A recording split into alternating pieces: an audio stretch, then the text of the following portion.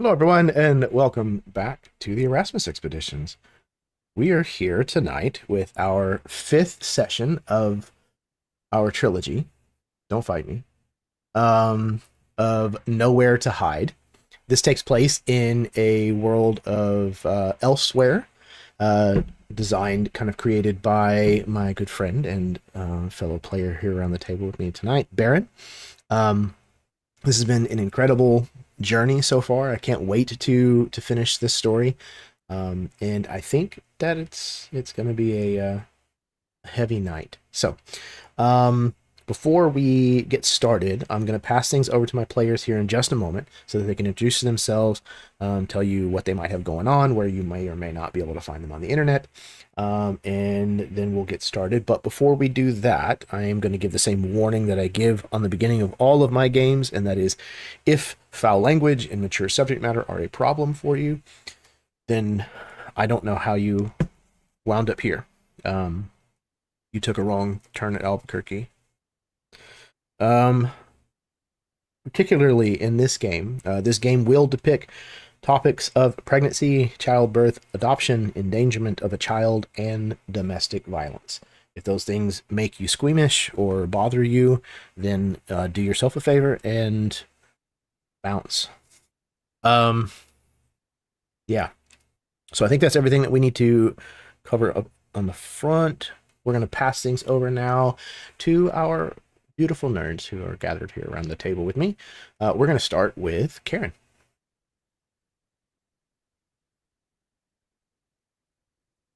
Hello, everyone. I'm Karen, also known as Myth and Gears. Where can you find me? You can find me here. I'm here. I like being here. It's nice here. Um, Even though we like fucking swear all the time, it's terrible, but I love it here. Also, you can find me at Mini Terrain Domain on Mondays and every other Tuesday. And yeah, with that, I'm going to leave it there. And I want to play. Okay, bye. Okay, bye. All right. Yeah, always a pleasure to have you here, Karen. This is going to be a lot of fun, I think. Traumatic and fun, which is basically just kind of the MO here. Speaking of traumatic and fun, next up, Top Jason. Dramatic. Man, that's a new one. That's a new moniker. Hi, everybody. And In this fun. and fun and fun. In this space, I am known as Top Jason. You can't really find me anywhere because I work too much. But I am lucky to be sharing a table here with these lovely, lovely people. And man, what a ride this has been. I am super, super keen to see how this all wraps up and whether or not um, any or all of us even make it out of nowhere. So I will now pass it over to Miss Alice. I like that segue. Um, Alice Xana on all the socials, Sarah in person or on the screen. Hello, everyone. You can find me on Mini Terrain Domain every other Tuesday for Sky Metal Iron Gods. You can find me here occasionally. I love it here. I love when I'm invited. This is so much fun. I'm so excited. I can't wait to see us all perish. This is going to be so fun for me. I am going to pass it on to Baron. Yeah, this is new. I like this. We can do this. I'm Baron. I sort of wrote this. It's really a work of love. Thanks for having me. Always happy to be here. Didn't think I was going to be here, but we Here made you it. are. We we made it. It That is a being good said, Friday. it is, yeah, it is. With that being said, I'm playing Cornelius. I'm drinking Pepsi. I'm gonna pass it over to the man of drip, Sam Wolf. Well, here's the thing. If I remember right, we ended in an area where it's raining, so we're all moist fellas tonight. So, join Giggity. me, join me. I am playing Sam Wolf. I am Nathan, also known as Dimension 119. That's where you can find me on all the socials. I am one of the co-hosts over on the Two Beards and a Producer YouTube channel. We cover DayZ and Project Zomboid. We've kind of been on hiatus for a little bit. Some of us have had some health issues, so we've kind of had to step back, but things are looking up. Things are up and running again, I think. And we're getting excited to get back into it. And I'm also here as often as I possibly can be. If I see Jeremy's name in any of the looking for games chats I'm in, I'm usually throwing my hat in the ring for something. Sometimes I have no idea what I'm getting myself into, and I'm just like, oh, Jeremy's running it. Let's go for it. I also am wearing my customary Critty shirt, so here we go. I feel like I'm gonna need those tonight because I think it's my turn, and I'm super nervous. With that being said, I'm gonna pass it over to Bottom Jason. Yes, hello. I am Jason Osorio, known by some in these esoteric circles as Bottom Jason, apparently. Not sure how I feel about that. But anyway, I am very excited to get into this tonight to the thrilling conclusion, definitely the conclusion of this quintology of games. I will be playing Frederick Bogart, fighting Freddy Bogart, who is transformed into a scarecrow, inundated with the weird. There's all sorts of crazy chaos going on. Yeah, and I am very eager to see how this all ends. And speaking of eager to see how this all ends, I'm going to pass it back to Jeremy. How's that for a segue, Jeremy? My own segue? Mine? I have turned your powers against you. I've never been prouder and happier or more aroused on camera. Excellent. Wait.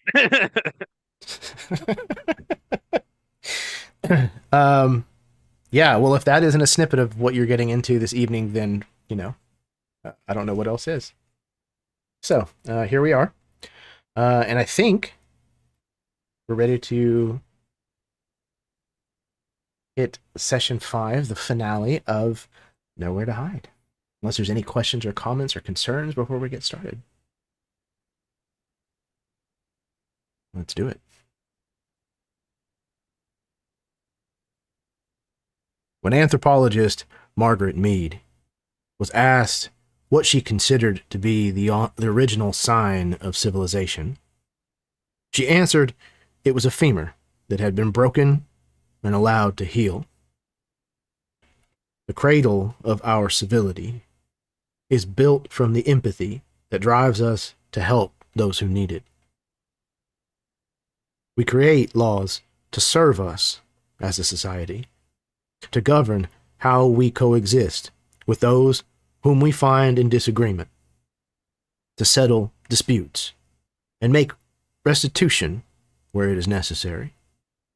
But without the application of empathy and common sense to each situation where a law may be broken, the law no longer serves us, and we become slaves to its masters.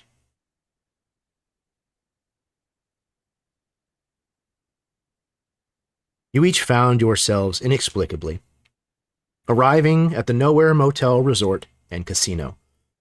You each had come to a crossroads in your lives and were uncertain of how to progress. You discovered the true nature of this strange place, as well as the potential clarity it offers.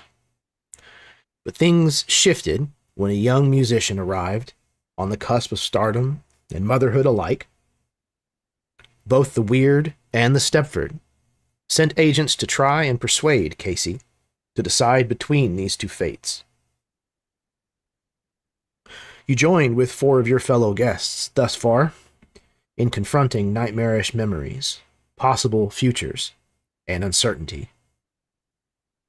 You faced a young woman from Patterson's past who turned soldiers' trauma into an ever-growing collection of eldritch shadow. You stopped a mad milkman from burning down Opal's family farm. You helped Freddy come to terms with the bargain he made, and helped prevent him, perhaps, from making another when you rebuked the Dandy Man. And you helped Cornelius's father realize he had not lost himself to a job that had worn him down, but instead to discover that his true purpose had been in building his family all along. once more, we see the halls of the Nowhere Motel as it focuses in on the jukebox, and everything else around it fades into a void of black. The arm reaches out, grabs a small 45, puts it on the turntable, and the needle lowers, and we begin to hear Hound Dog by Elvis Presley play from its crackling speakers. The door opens, and we find ourselves on a busy city street, directly on the sidewalk in the rain. Everything colored in shades of black, white, and gray. One of you recognizes exactly where you are. Sam, you are literally across the street from your office.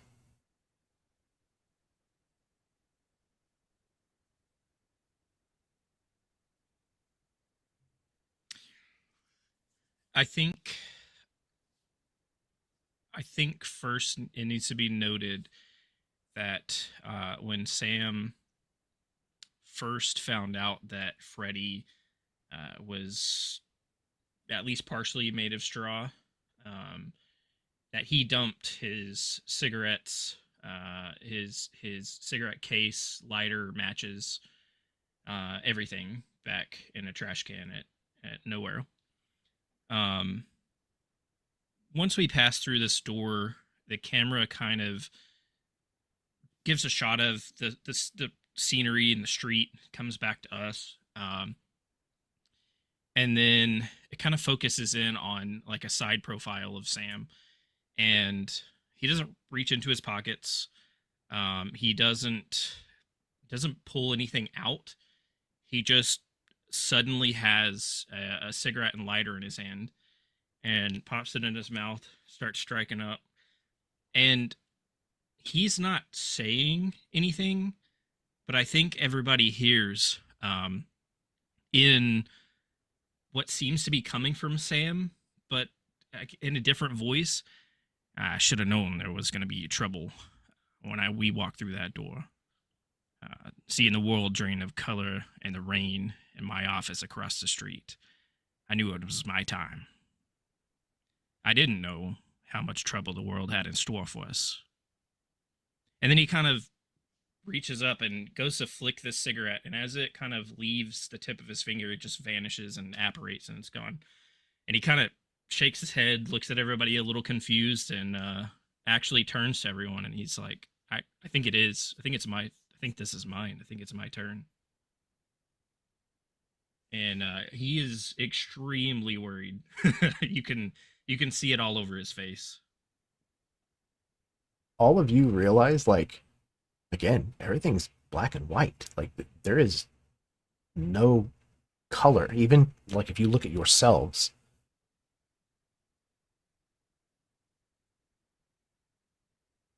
I think Freddy will kind of hold up one of his hands, again, these articulated iron talons, watching sort of the kind of grayscale raindrops dripping off of the claws. I think he realizes in this moment he doesn't feel the rain at all. He can see himself, getting drenched like everyone else, but he doesn't feel it on his skin because there is no skin. But then he looks to you, Sam, and he says, "Any idea what we should expect here? I know you mentioned a case, some kind of case from a while back. Do you think that's what this is? It's going to relate to this case of yours?" I would be kind of surprised if it didn't. Let's just say that has been what's plagued me for a while now. If your doors were any indication of what's to come, I think I'm gonna have to face that in some way.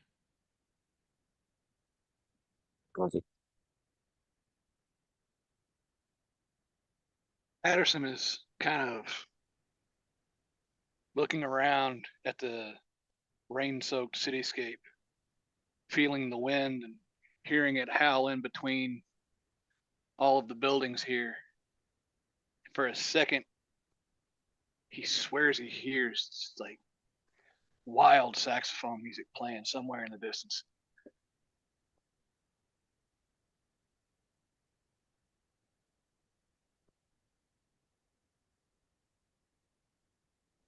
What's the plan?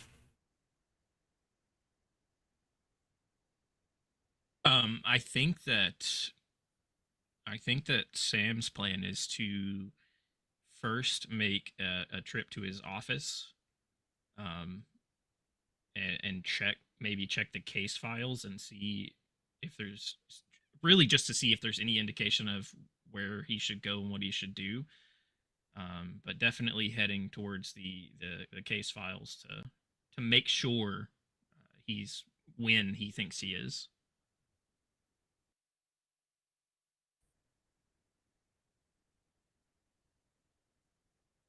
You wait for the string of cars to break, tuck your collar of your coat maybe kind of up against the driving rain, and then splash your way across the street to the building that you know contains your office. Head up the stairs. You can hear somewhere somebody's radio is playing way too loud. There's definitely more than one child who is crying or yelling and screaming. You find the familiar door with the hand-painted, stenciled writing on the frosted glass. What does it say, Sam?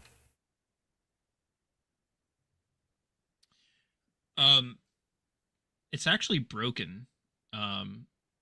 It used to say, actually used to be very nice and say, Sam Wolf PI. It just says Sam at the moment. The rest of it's kind of broken. The PI portion specifically is actually on the ground in front of the door, laying in two pieces.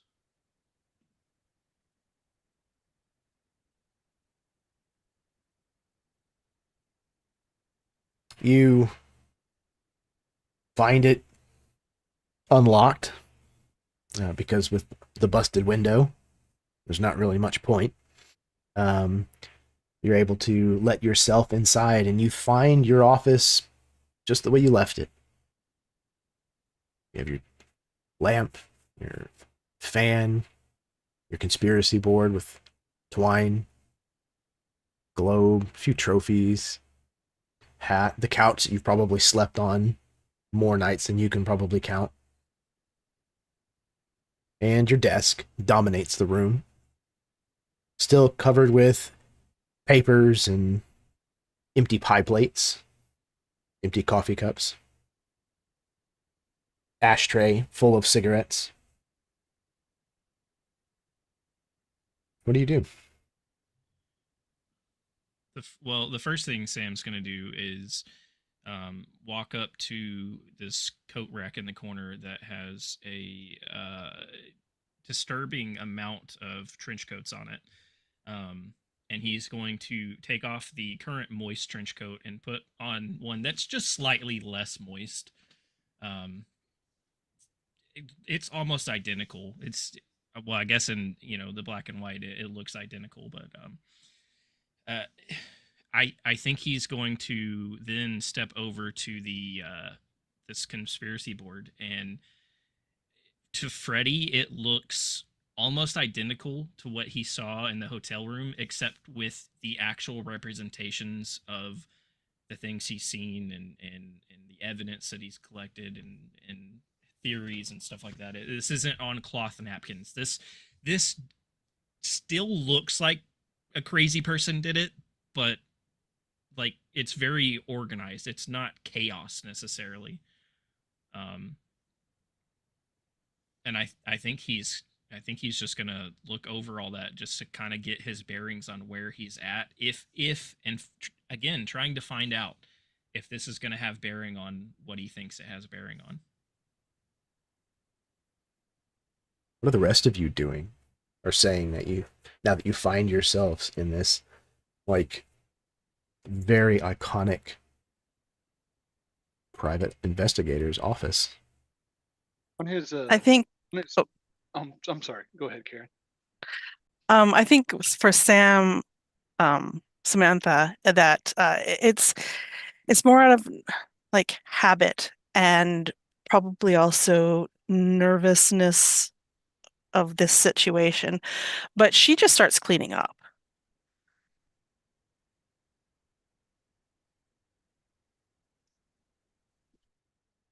The file cabinets behind his desk. I walk over. Is there a particular one the handle looks like it's been touched more than the others? Maybe the metal on the handle's a little rusted over from all the dampness.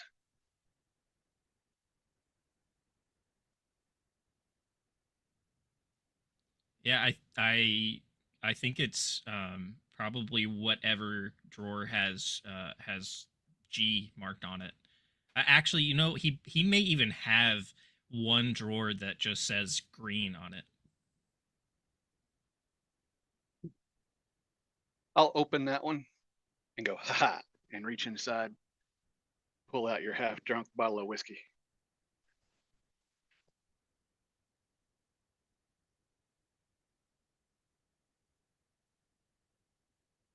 Um,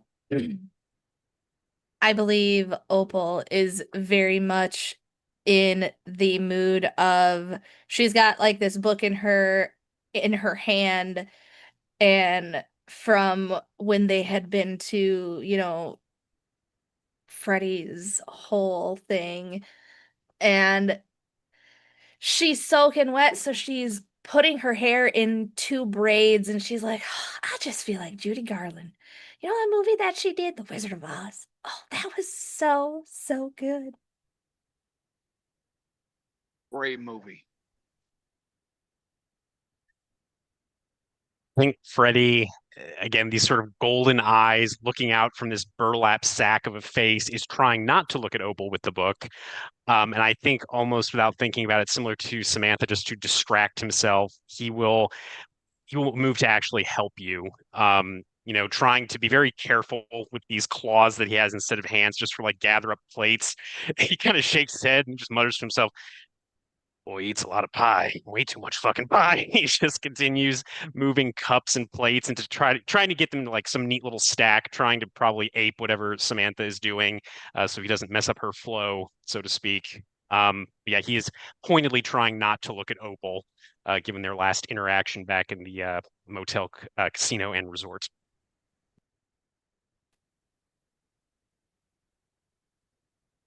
Samantha gives you kind of a little smile for your aid in the cleaning, and keeps going on about doing what she's doing, trying very desperately to not pay attention to what the other guys are doing in the back over there. I think seeing that, Freddie will just kind of quietly whisper, Samantha, maybe as we're like stacking up plates or like organizing mugs so they can be washed, he'll just kind of quietly say, "It'll be all right. I know your time's coming soon, but you're not alone."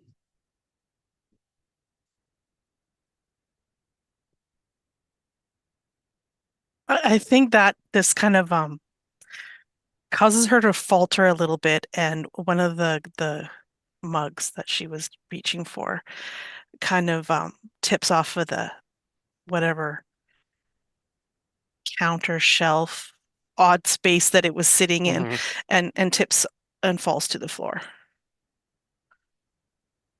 Yeah, I Oh, think I got it. And Freddie will reach out and kind of pick it up, kind of look it over. Maybe it's got like a little crack in it, but it hasn't quite broken, and he'll kind of set it with the others. It's all right. I think Samantha just kind of wrings her hands in the apron that, you know, this lacy thing, like, could possibly actually do what it's supposed to do, but yes. She wrings her hands in that, kind of just really at a loss for what to say back. before she kind of just like nods and maybe heads over to the other side where she starts piling up magazines that are just kind of sprawled everywhere.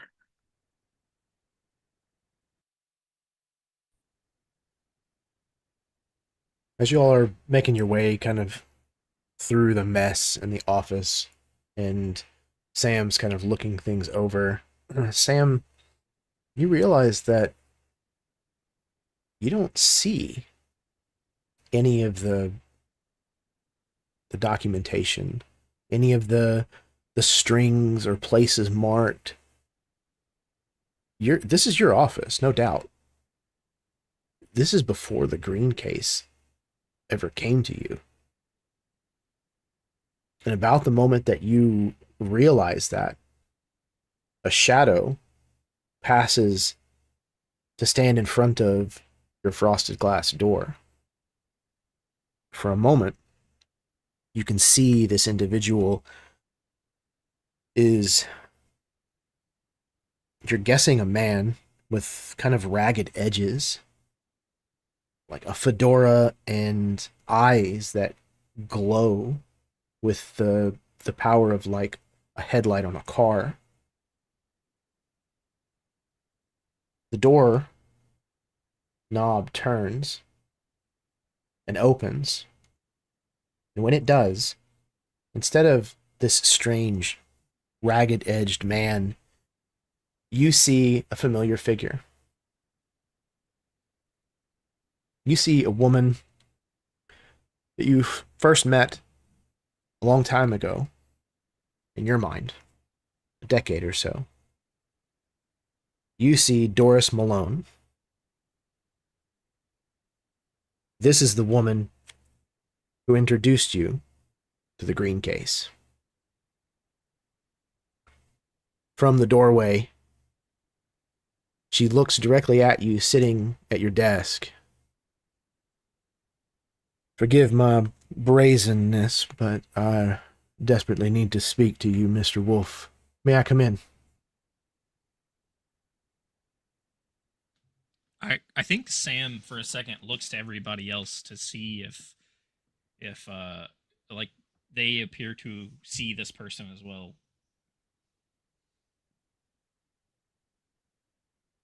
Everybody else can see her.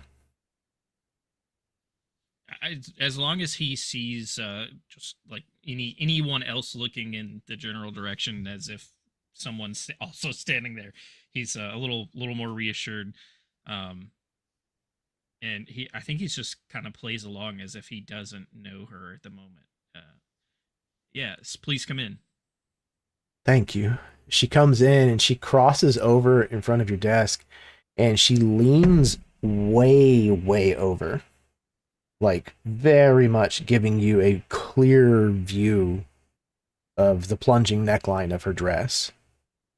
And she reaches down and grabs one of the napkins that you have sitting next to one of the many plates of pie, and she dabs off of her chest and her face, trying to get some of the rain.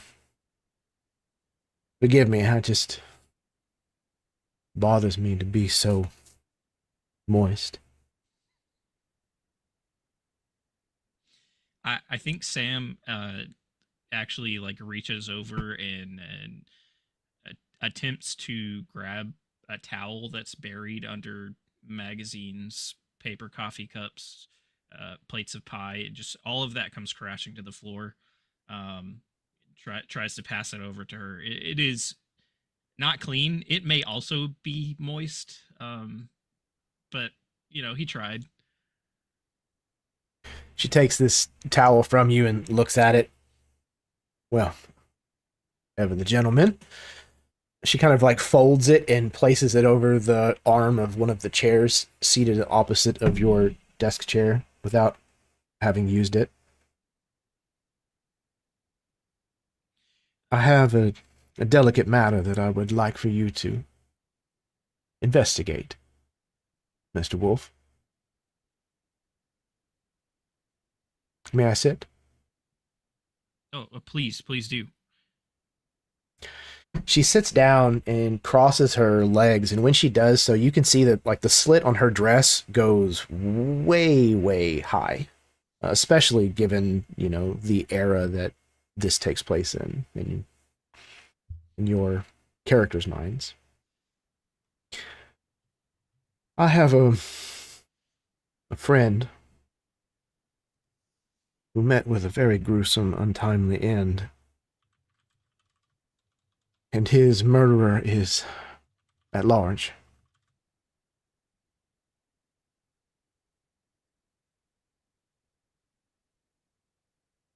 Have you ever heard of the realty company that operates just outside of town called the Green Side of Life?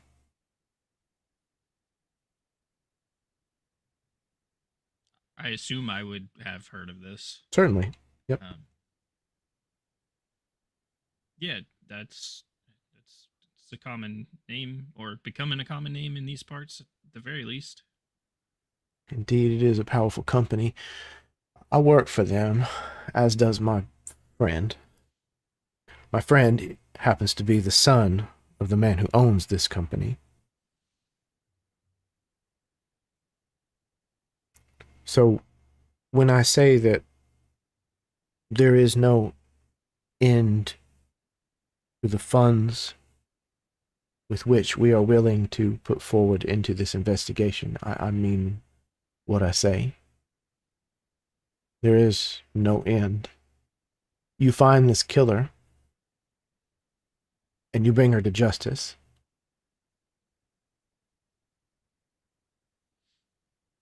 Her. You sound as if you already suspect or know who did it. Oh, did I say her? Forgive me. I must just be letting my predisposition slip.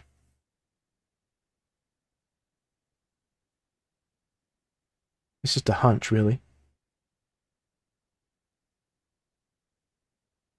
I believe it was his wife.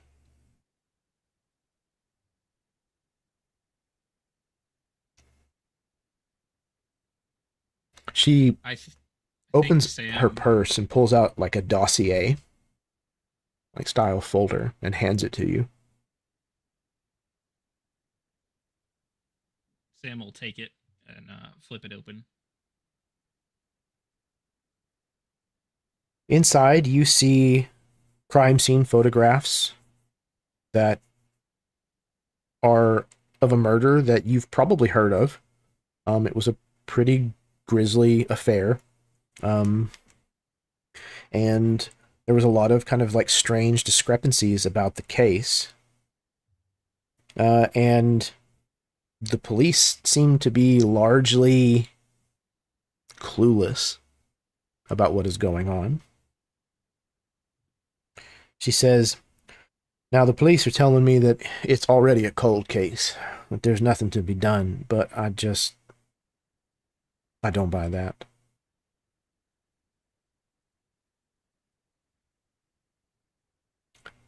There was something odd that I found at his house. She kind of looks at you for a long time and opens her purse, and she pulls out a vegetable peeler that is covered in blood. However,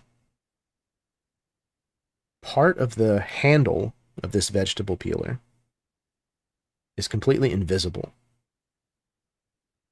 It looks like the places where a hand might have held this.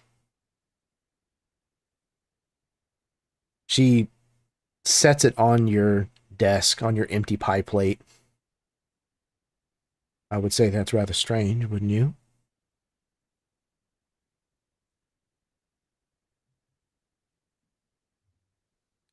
I'd say so. You say you found this at the crime scene? Well, yes.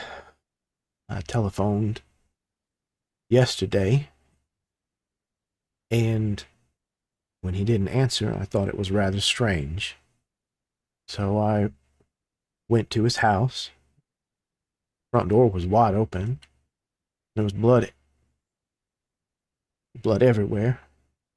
Excuse me.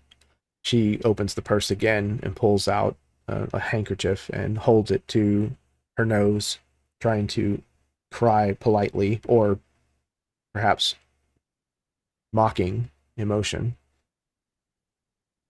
She kind of dabs at the corners of her eyes. She has never once looked at or even acknowledged anyone else's presence in this room. Forgive me. Brad and I were rather close. It would mean so much to me if you could get to the bottom of this.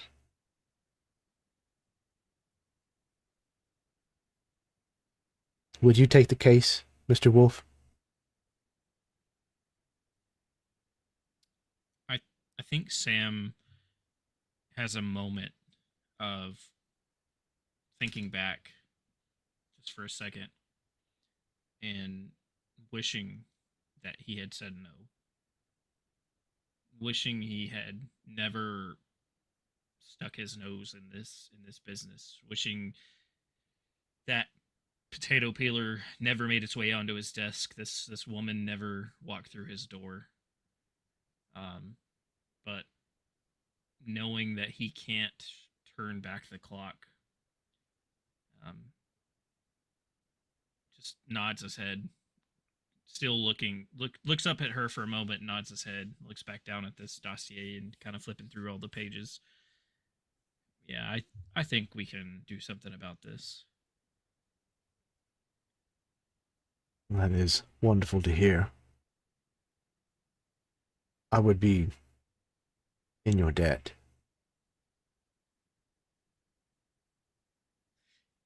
Well, I think the first matter of business is, before anything else, is going to be a retainer. I need to get that door fixed.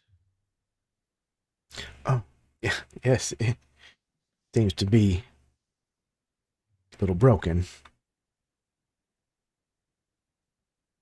How much exactly is your retainer, Mr. Wolf? Sam rattles off some number that's fitting for this time of this year in dollars. She once again reaches into this purse and she pulls out like a wad of cash, like large bills.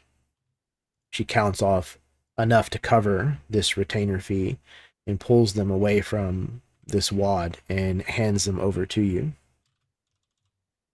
I hope that will be enough. Maybe you can use the extra for a piece of pie. I am out currently. Pie, coffee would be nice too. Well, that's a shame. Every good detective needs a little sweetness. Yes, we do.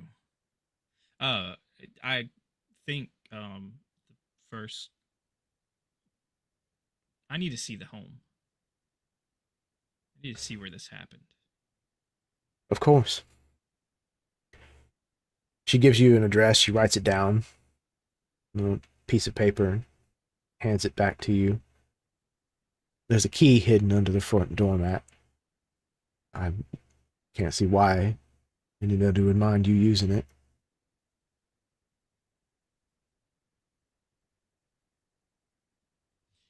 Is there anything else that I should know that you're not telling me about what's going on? Why do you think it was his wife?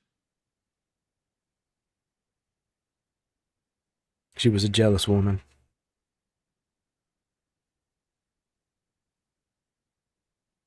I never thought she would be capable of such barbarity, but she seems to be missing.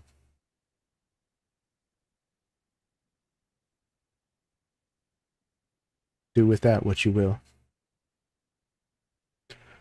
She stands up and moves back towards the door and opens it and turns around, kind of giving you almost a predatory look kind of over her shoulder.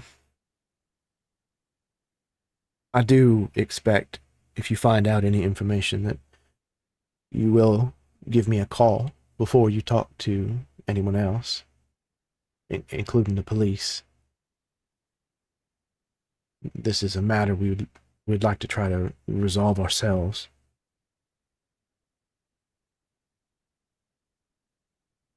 Family matter. I understand. Good day to you, Mr. Wolf. And she turns and she shuts the door, and you can hear the clack of her heels as she walks down the hallway. Sam visually deflates, lets out a very long sigh, and is just like, oh God, I'm glad that's over.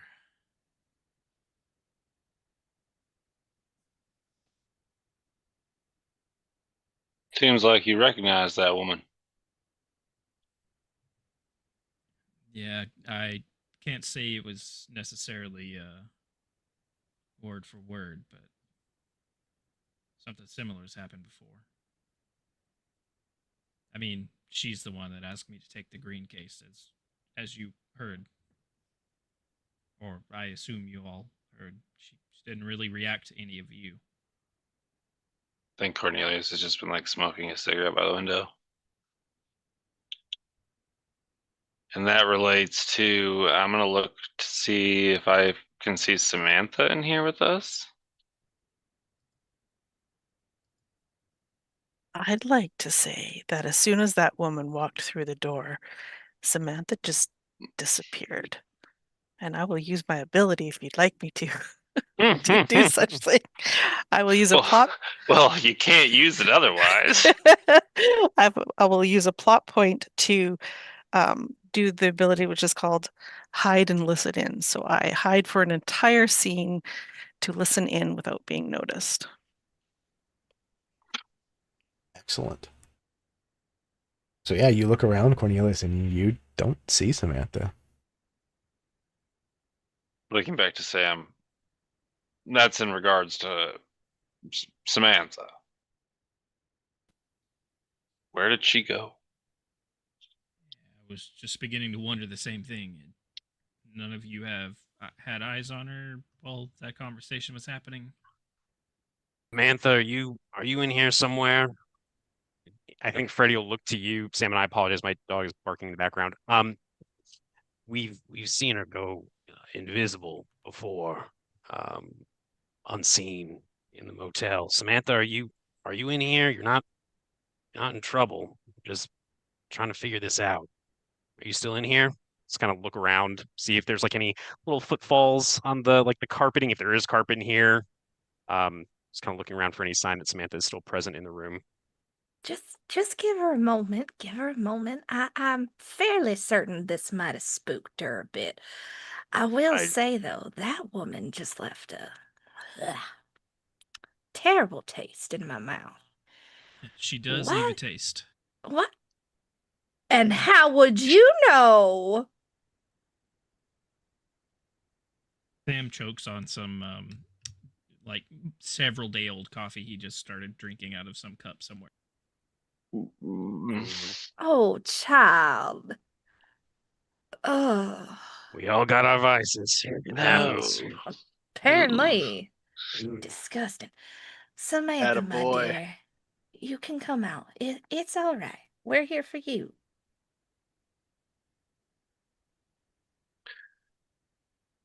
Or she can hide as long as she likes.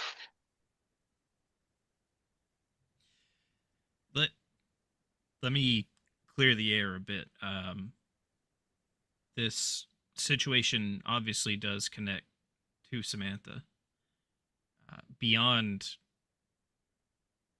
her husband being murdered, not entirely sure how much beyond that it connects to her. I investigated this off and on for 10 years and never really got far, much information. I mean, I guess I can't rule her out as a suspect, but I never found definitive proof, as far as I remember, that would say she did it as this woman thinks. I mean, the disappearance, it's kind of suspicious. She did disappear directly after, and like I said, I looked into it for 10 years and never found her, for that matter.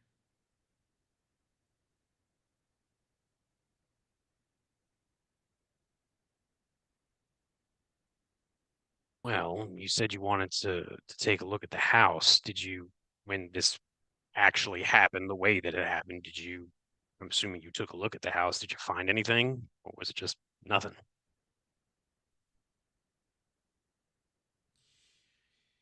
Freddie, that is a bit of a loaded question. So, What one of the things that I found was bloody footprints. But every time I went to the house, they went a different direction, into a different room, and then stopped out the front door, and 2 steps off the porch, and then stopped. The next time I went, they went upstairs and into the attic and stopped. If I recounted all the weird things I ran into looking into this case over the last 10 years, you would think I was insane. nah, I might doubt be. it. I doubt it. Of all the shit we've seen since we've arrived in this, whatever this is, I don't think I'm beyond believing anything at this point. Exactly. Well, why don't we go look? I'm kind of curious now. Samantha, darling, if you don't want to go, you do not have to go. I'm sure this might be a little traumatizing for you as well. If I remember the way that you came to the motel correctly. You put too fine a point on it, but you might have to come with us because this might be what you have to confront unless there's going to be and there could be a separate room for you. This might be what you have to face, but it should be up to you. I don't know, a woman who talks like that, I think she had something to do with it, but that's just me. I could be an idiot. Who knows? I thought everyone was a friend, Opal. Oh, that woman is not a friend. That woman is a snake in the grass. Interesting. Do you not want to be my friend, Freddie?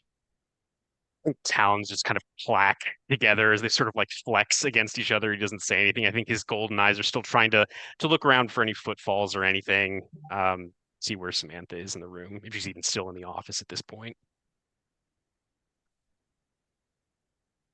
Oh, I see how it is. Things change. Sam,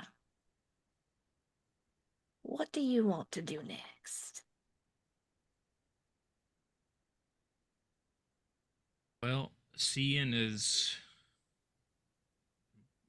my investigation, he kind of points to the wall where all of this evidence would eventually be posted up.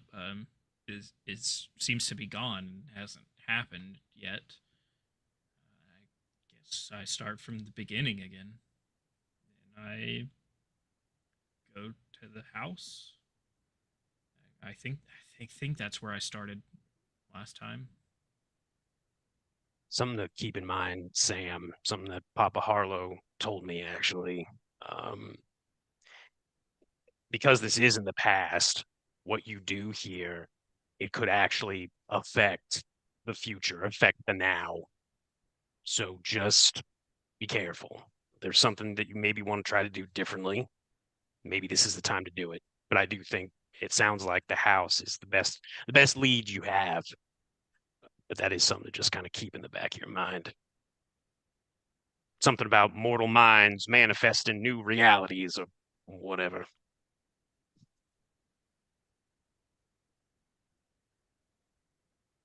Sam, as you go to exit, you grab this new, slightly less moist trench coat, put it on, and head out of the office. You reach into your pocket and you pull out the photograph of Brad Green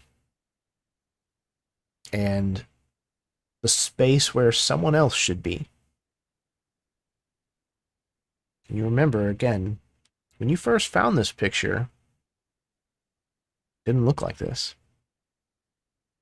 This photo took nearly a decade to get to the point where it is now, where it's just an empty space beside this man. And for a moment, you see your hand looking at this photograph. You can see the edges of your hand and the sleeve of your jacket almost coming apart, like tethers of it, like ribbons, almost kind of like drifting away. And then everything looks the way it did before. Black, white, shades of gray.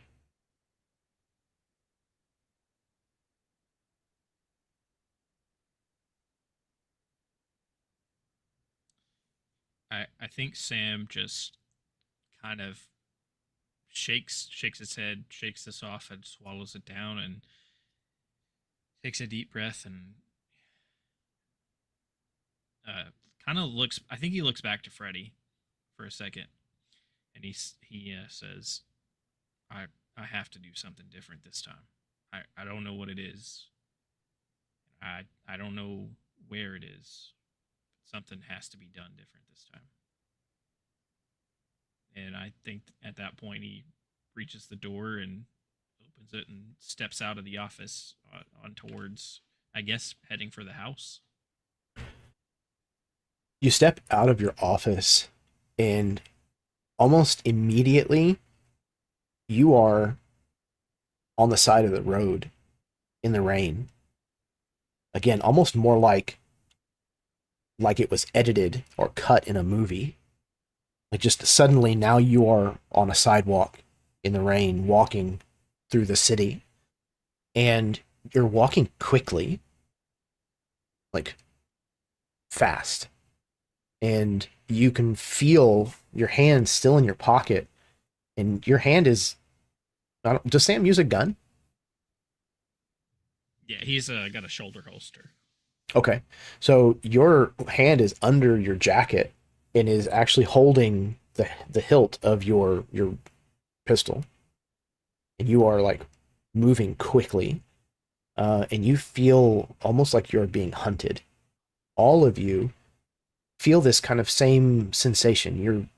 You're moving fast. You're following Sam in the rain, not sure exactly how you ended up here, knowing that your plan is to head towards the greenhouse, and feeling that same sensation of being followed or being hunted by something.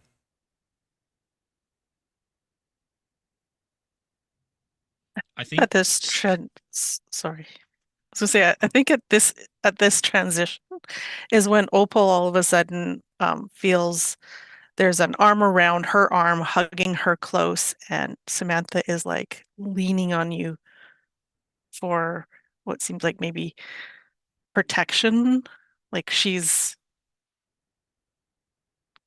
clinging to you and walking beside you quickly. I think Opal is just very gently gonna pat her hand and maybe even move one of her hands so their fingers are entwined and pulling her a little bit closer. It's all right, darling. We got you. It's all right. If you want to stay outside, I'll stay outside with you. Thank you. Of course.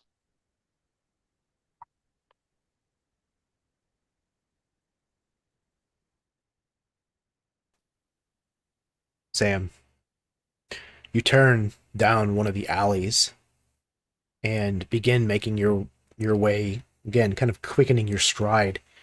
But you're 3-4 steps into this alleyway when a figure steps out into the center of the alleyway down at the far end, and you can see again this trench coat, fedora, these eyes that glow like a headlight, and you can see these ribbons of reality just stripped away and disappearing from him. And he stares directly at you, and you can feel that penetrative gaze, and you know this entity. Somewhere there's a memory, an episode where you crossed this individual in your investigation of this case. You know that this individual is known as the Tattered Shadow.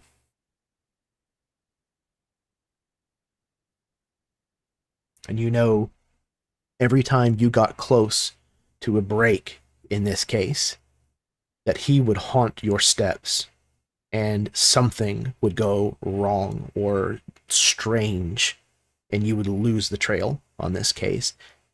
Usually accompanied by a bout of whatever it is that Sam gets up to whenever he's in a dark place. Those coffee cups have a lot less coffee and a little more whiskey in them. Tattered Shadow has a D10, no one, a D10, private eyes, a D10, ribbons of reality, and then he has a D8 and 4 D6s as his NPC dice. So, what I would like is we will, near the end of this, hit the greenhouse. But what I would like is, and anybody can add to this, I would like to visit individual leads during the course of Sam solving this case, or trying to, where things got a little strange. Something he found that didn't quite make sense, or something that might have caused his grip on reality to be challenged. Because if you haven't figured it out yet, the Tattered Shadow is Sam's sanity.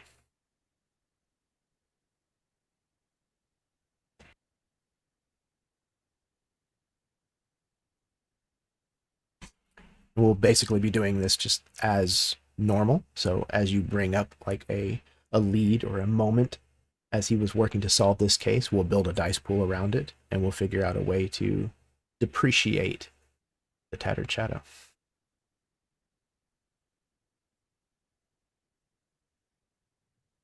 I think, at least in this very moment, Sam was already walking quickly down the street, comes around this alley, and this thing comes out. I think Sam already had his hand up under his shoulder and that on the butt of his gun, and I think he rips that gun from the holster, and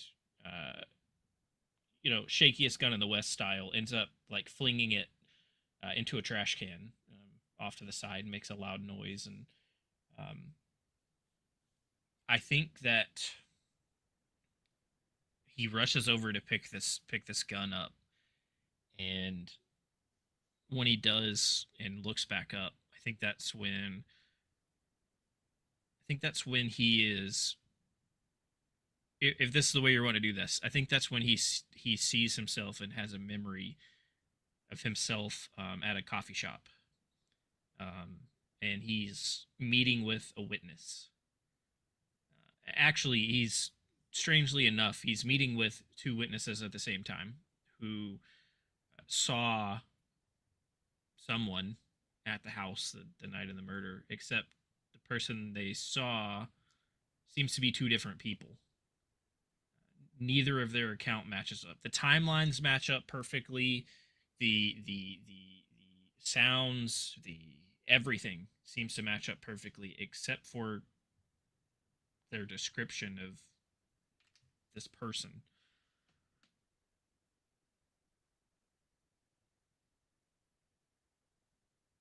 And now I got to figure out how I'm building my dice pool, I guess. Mm-hmm. Please. I think I have to go just because of the revelation we're getting here. I think I have to go with sanity for my, or what are you chasing after for my distinction? I am Sounds going very to apt. hinder that though, so I'm gonna go with a D4 for it and get the plot point. Because I think this is, again, all a shock to Sam. We're gonna go desire because I would love to not be crazy anymore. Does when you do a relationship, I know we assigned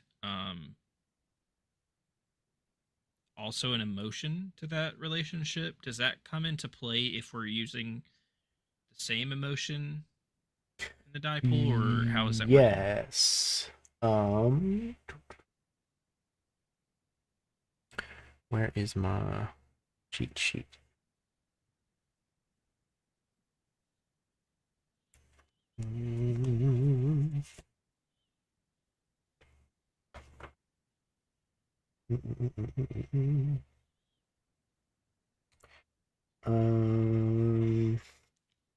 Okay, give me just a second to look that up. I'm pretty sure that's the case. I need to go to the website where I posted it.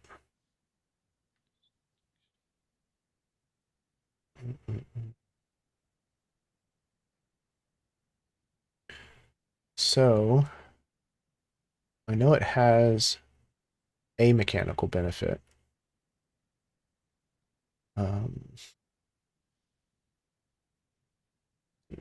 Emotions, roles, relationships. If a character or group that you have an established relationship with is involved in a given role, you may add that relationship die to your dice pool.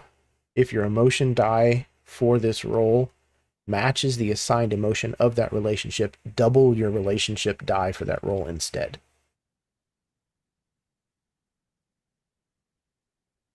So there you go. So I would roll 2 relationship dies instead of the emotion die. No, Is that how- in addition to. Okay. So I need that. It's a lot of D8s here.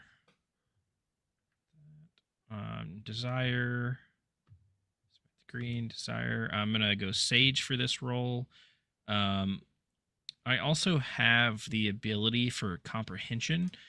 I think technically that's like the SFXs I have for that are kind of give me like comprehension of languages and stuff. So I'm not sure if I could use the die that's associated with that without using the SFX. That's a good question. Why not? All right. Because I was Bring going that to say, in. I would see if you could use comprehension to comprehend the smaller details of what these two witnesses are telling you. Mm-hmm. That's between the lines. That's kind of what I was thinking without using the plot point for the spoken language type thing. Yeah. And I think I'm also going to use one of my plot points to use one of my hero dice. So okay, and that you should be able to add to your total as well. Perfect. The hero dice. Okay. 15. It's going to be a 19 total. I didn't roll any ones, and I have a D8 effect die. Okay. So I only got a 9 total. So that's going to be a double heroic success. So you will earn a D10 and a D8 hero dice. Perfect. If you already have one of that type or those types, then you just roll it down to the next open space, basically. I just used my D8, so it's perfect. Oh, perfect. And you said you had a D8 effect die? Yes. Okay, so you can either step down the Tattered Shadow's D8 or eliminate one of his D6s. I think I'm gonna step down that D8. Okay, turn the D8 into another D6. Okay. You're questioning these two witnesses. You're getting these two different descriptions. Outside the window of the diner, you see the glowing eyes of the Tattered Shadow watching you talk to these individuals, and the mismatched descriptions of this person, like, giving you an issue of which is true. Where is the truth? Is one of these people lying? Both of them seemed to be telling the truth, but how can that be possible? How could they have seen two totally different people? How did they not see one another? And you're having a difficult time piecing this together, and it's kind of giving you that sensation of it would just be easier to drink. To just not have to worry about this anymore for the time being. At least a little. And then it dawns on you that even though these two people are describing what sounds like two different people, really, the second description just sounds like Patterson.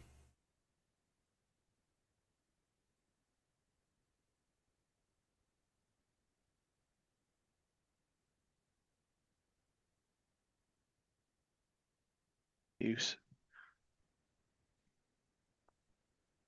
I think Sam kind of flashes back to the scene, and he's seeing all this, and he's got his notebook sitting there in front of him, and every note in here is a carbon copy of what he wrote down the first time this happened. And I like this is now Sam seeing this notepad again after however many years since he talked to these witnesses, and I think that's even more stressful to him that he's getting that feeling again because he's seeing these same notes, and then when this small detail clicks at his mind, he just kind of just scratches out everything that he wrote down, rips it out, actually throws the paper to the side, and just writes Patterson first at the top.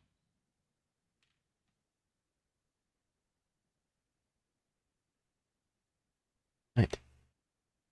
Who's next? I could go. I think sort of as this is happening, maybe a lead that Sam pursued at one point was a contact, some sort of like seedy underbelly contact that he knew of, just through his work as a PI, a private eye. But this individual was sort of on the run for some unrelated previous incident, essentially, that he was involved in.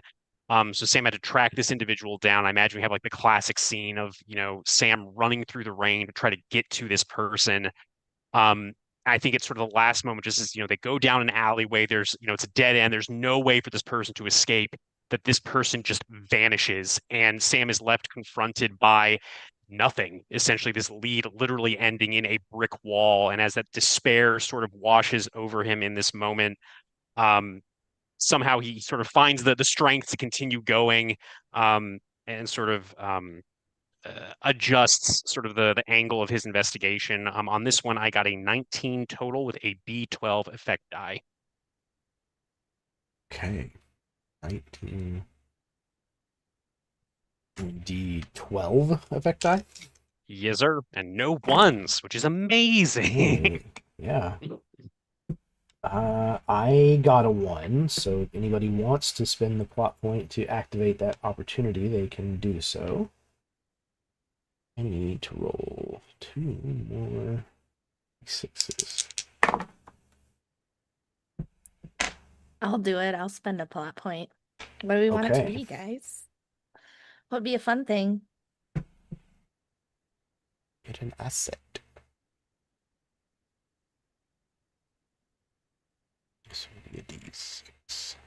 Something that, because this is all like we're dealing with sort of this individual that represents Sam's potentially unraveling sanity, something that like brings Sam like solace, makes him feel like grounded in himself. I don't I know was what gonna that would say be something though. that kind of like brings him back to reality type thing. Exactly. I just don't know what that would be. Like maybe honestly, I'd say pie and coffee, but I feel I like was thinking I was coffee. gonna say That's I was thinking pocket watch. Ooh, that could be interesting. Yeah. Something a little more, tangible. That works for me. Yeah. Okay. Maybe a Excellent. pocket watch that stopped at a specific time. Nice. I like that. All right. D6 pocket 333. watch. Okay, I am completely changing a part of Sam's backstory for this, Sarah. Sam's dad was the FBI agent. Sam's a private eye. Sam's dad was the FBI agent. The badge that Sam carries is Sam's dad's badge. This pocket watch that he sees, or I think I like the fact that we see it on this shadow. Oh It's yeah. Sam's dad's pocket Mm. watch, and it stopped on the time, the exact moment that Sam's dad got shot in the line of duty. Oh, maybe like the glass is broken. Mm. Oh.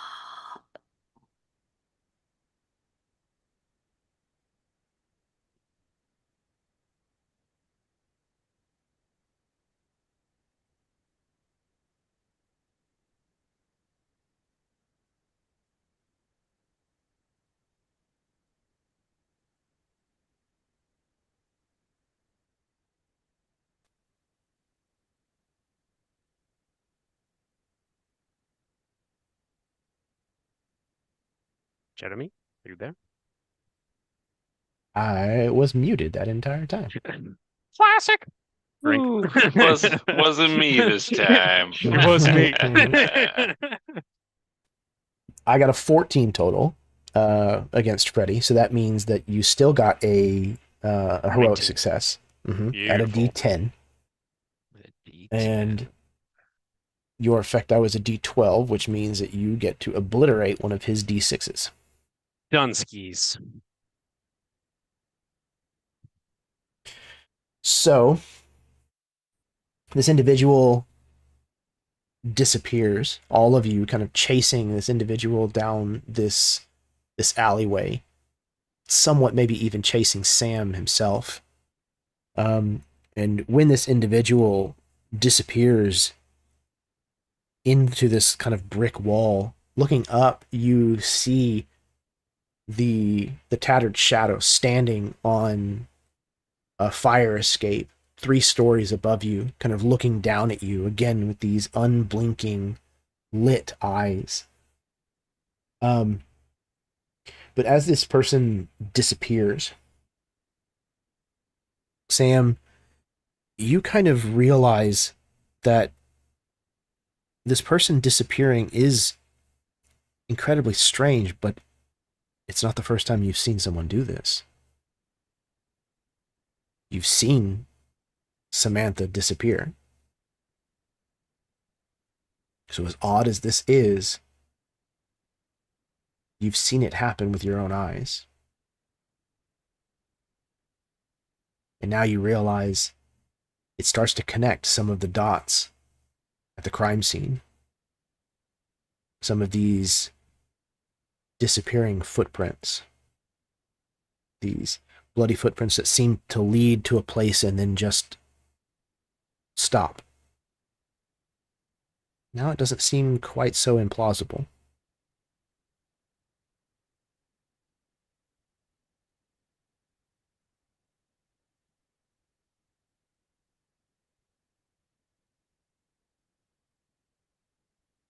I think next we see is as that the tattered shadow disappears, the surroundings also disappear, and we find ourselves now kind of in the morgue. Sam's looking at the body. He has been granted permission to inspect it. And it's while he's looking at it, at this Brad Green, whose face is at this moment, you know, in death, as you will. But as he's kind of examining it, the face goes blank, and then it changes. The visage is now a man staring at him. His eyes are so angry, and he's yelling at you, and the body reaches out to grab you, Sam. And you are so afraid at this moment. So we're just kind of using the other Sams. Oh, I do Perfect. have a 1 on a D8. But my total would be a 17 with an effect die of a D10. Okay, let's see. Effect die of D10. What was your total again? 17. 17. Man, you guys are blowing this out of the water. Okay. But I did get a 1. You did get a 1. Yes. I'm going to activate that, so you'll get a plot point. Okay. Activate a complication. What was the 1? It was What a kind of die D8. type? Perfect, thank you. D8 complication. Weakened canary. Let me see.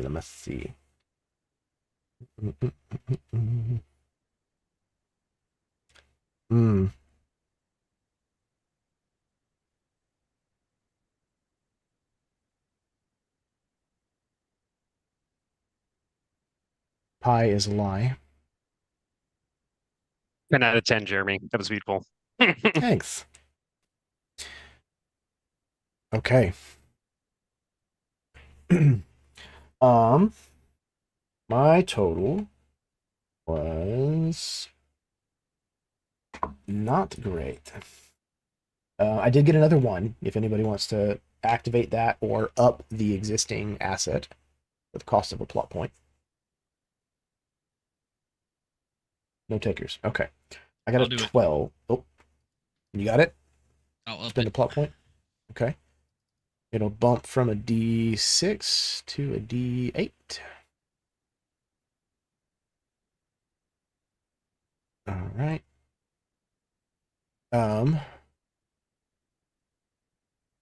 My total was a 12. What was your total again, Karen? 17. 17. Perfect. Okay, so that is another heroic success. At a D10. Ooh. And your effect die was a D8, you said? A D10. D10. Okay, so regardless, it will knock out another of his D6s.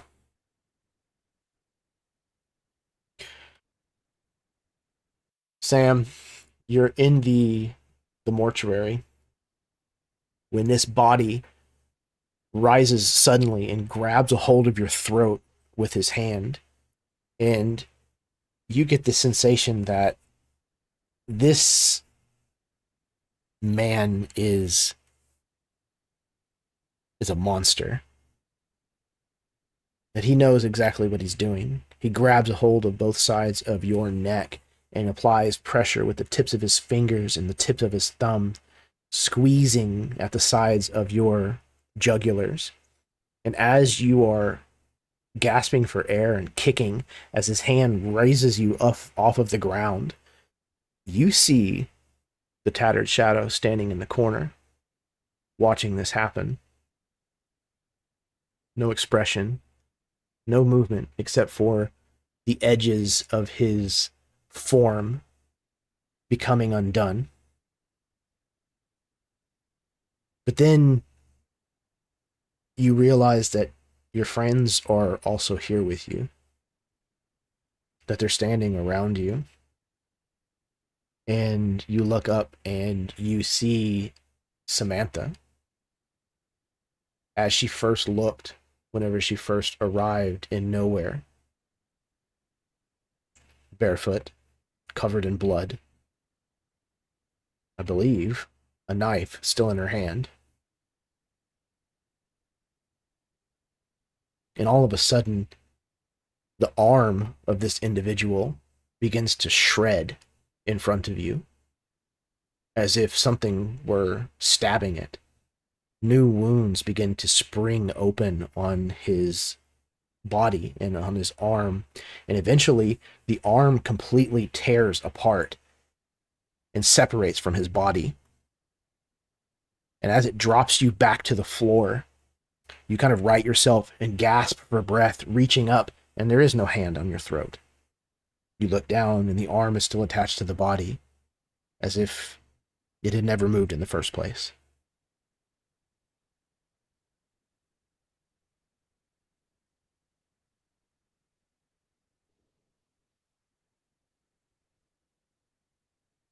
I like to think that the next thing that happens is maybe we're back in the office. We are at the conspiracy board. There are just a couple of pictures on there, maybe even a newspaper article. And Sam is looking over the actual police case file, seeing what the police got information-wise, reading the autopsy report, reading the police report, various evidence that was found. I rolled. I didn't get any ones, and I was very proud of myself because I was scared. I did get a 2 though, but I didn't get a 1. I got a 17 with a D8 right. effect die. Okay. The best I can manage is an 8. So again, that is a heroic success at a D10. What was your effect die again? A D8. D8. That is enough to eliminate another of his D6s. You get this file from the police. And again, like, this is probably not the first time that you've actually received this file. I imagine we are years into this case at this point, Sam. You have pored over this file, made copies of it, dog-eared them, lost some, remade them. There's pie and coffee stains on these papers. Probably more than a little whiskey, cigarette ash. And you come across a piece of paper, an account that you never remember seeing before. It doesn't have any of the rest of the stains like these other pages do. You don't remember ever having made a copy of this. You don't ever remember having received this information at all. And this page details a history of violence in the Green household. That this was not the first time that the police were called to the address. And it details a dark chapter. And you realize that maybe this murder that you remember investigating was a little more complex than you might have first thought.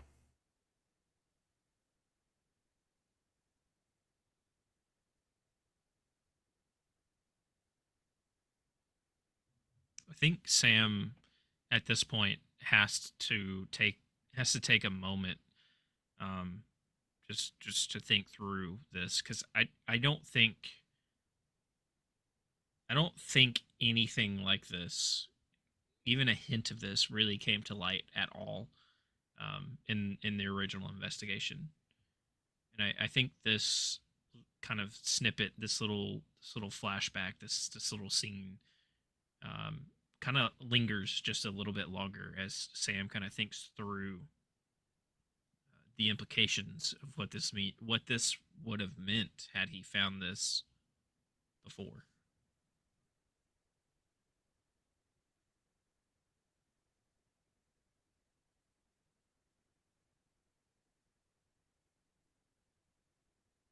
Patterson, Cornelius. I got one. Okay. So like you said, I think it's time has passed since this case had been opened, and like the home itself maybe never resold, and it's just kind of like this decrepit remain. A return visit on a whim brought you inside. The interior kind of truly matching what the home felt like in its veneer facade. The carpet is like probably dry rotted away, revealing like a stained wood floor from just like various spills that had to be bleached. The walls, like all the wallpaper has fallen off, all the pictures have fallen off. We see, all the glass is cracked kind of like through the faces of the individuals. In some of these photos, we see the cracks through the glass go through where Samantha would have been, kind of erasing her from the frame. The shutters kind of like, I imagine in movie fashion, there's like a strike of lightning kind of illuminating the shutters from outside, kind of depicting like almost bars from the missing slats of the like wood from these window. Man, I just said it, the word escapes me, but creating like the illusion of prison bars, and very much giving just this you're in a cage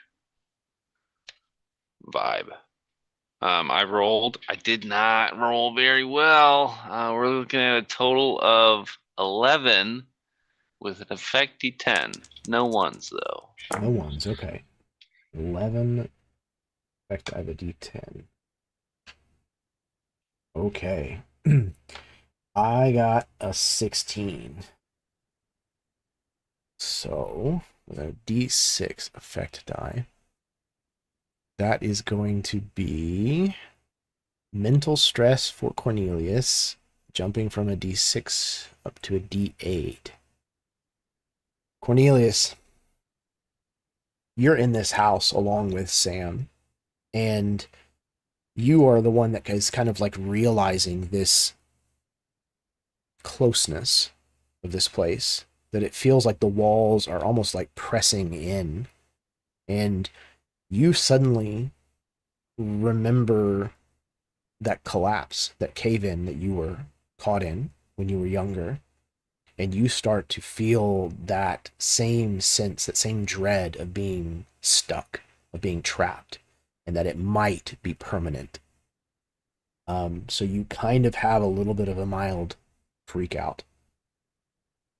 And as you do so, you look up at this shutter on one of these windows and go to pull it open to try to get air, just to get something, and you fling open this shutter, and the tattered shadow is standing just outside the window, and the strike of lightning illuminates his gray, black and white frame, and the light of the lightning stays as an illuminated gaze looks back at you from the darkness. Sam, you've been to the house many times. This was one of the times much, much later probably close to that decade mark. And this particular trip you remember because this was one of the times when you discovered multiple sets of bloody footprints. Some of them barefoot, some of them shoed. Go ahead. Oh, I was just gonna add that this is one of the few times that Sam came to the house because he was drunk. He essentially stumbled his way here, and I think that's what he's kind of chalked some of these weird changing footprints and different footprints up to at some point for a small period of time. At some point, you found yourself going upstairs. And as you made your way upstairs, following one of the sets of these footprints, you look up and you realize that there's a set of footprints coming at you actively in this moment. And just about the time that you realize that, something slams into your chest and you fall backwards and tumble down the stairs.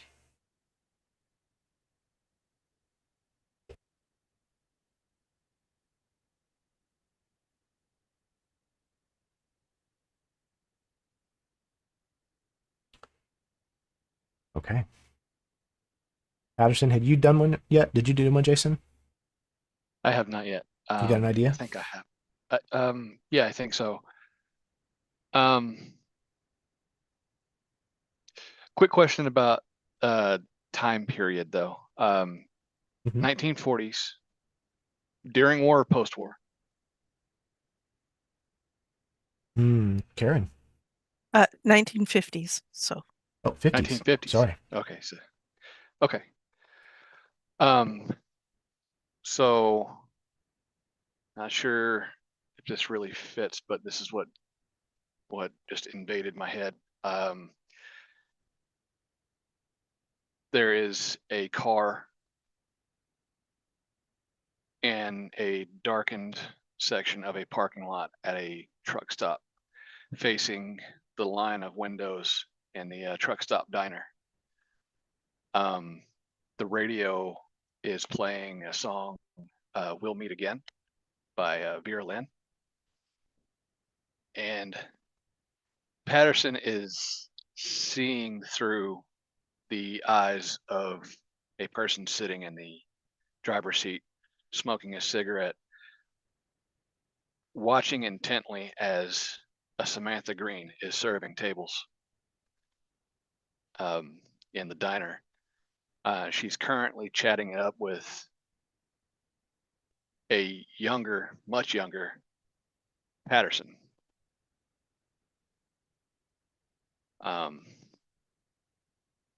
The intention is murderous. And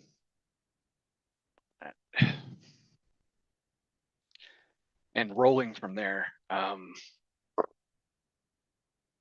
do have a 1.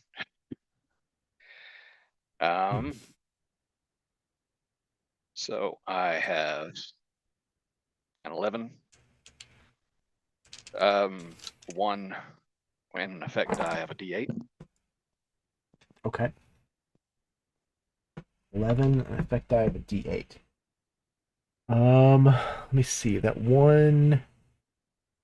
Yeah, what the hell? I'm going to bump the pi is a lie from a D8 to a D10. Okay. I did, however, roll pretty badly. I only got an 8. So, what was your total again? 11 with a D8 effect die. So, a success, but not a heroic success. But your effect die is enough to still eliminate one of his last remaining D6s.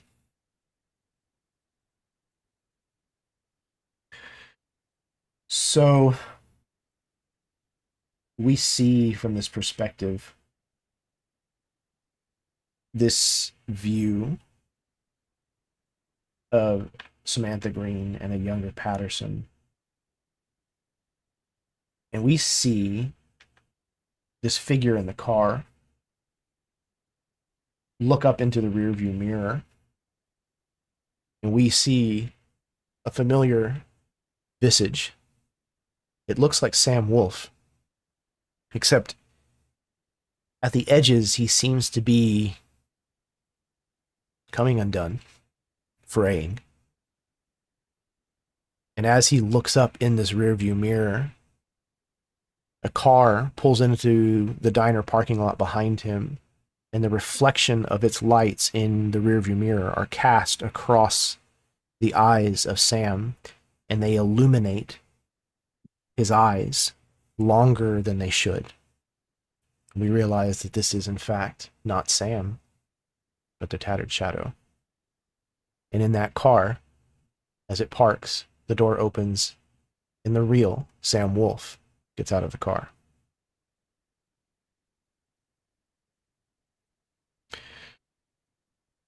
This last lead, we find ourselves back in the greenhouse.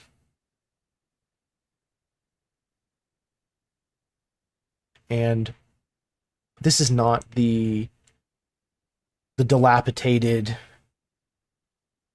ignored, abandoned version of their home.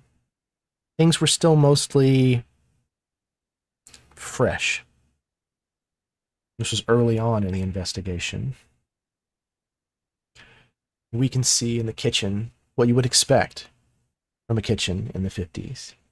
Pots and pans hanging from the wall, the matching appliances, the busy pattern of the floor. Everything, again, cast in the shades of black and white and gray. However, as you move about this space, things don't always seem correct. At some point, the refrigerator crumples in on itself and falls onto its side. Another point, the floor craters, sending tile in the wooden subflooring, shattering into a shower of shrapnel. Blood is sprayed across the wall and the ceiling. The table's upturned, chairs are scattered. A light is shattered. This room is coming undone.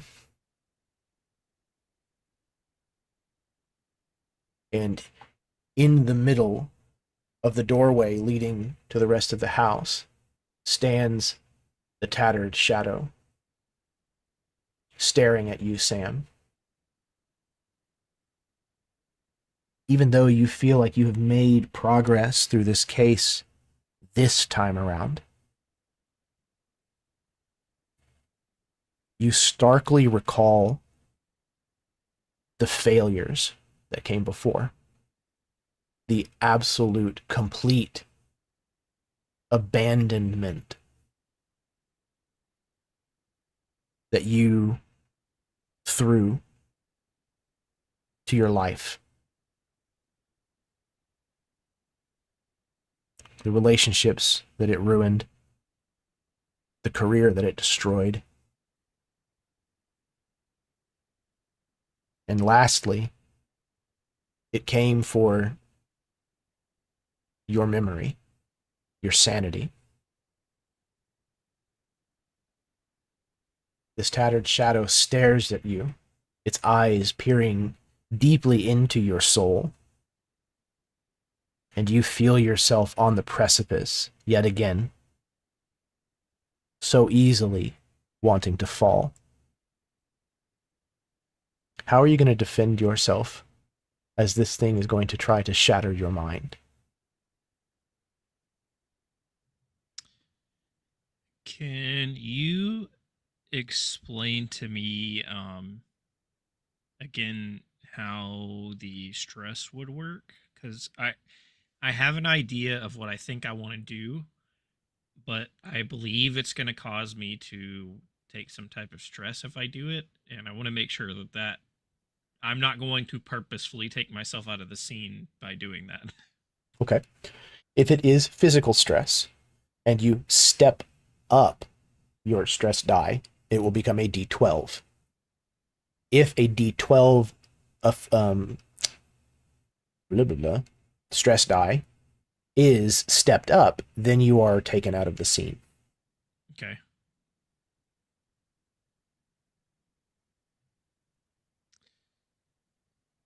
Screw it. Throw caution to the wind. I think that Sam fully I think Sam actually fully regresses for a moment. I think that for this moment, Sam is so shocked and is just so taken aback by what's happening that the failure overtakes him for a moment. And I think I want to use my SFX from my nothing, no one, a failure distinction that we established called failure or fail forward. I want to choose to fail this roll. I'm going to do it anyways. I don't know if anybody will get around to rolling again. But basically we wrote it as if I choose to fail this roll, another character of my choosing may add the result of this distinction die to their total after the outcome is announced. Okay. Excellent.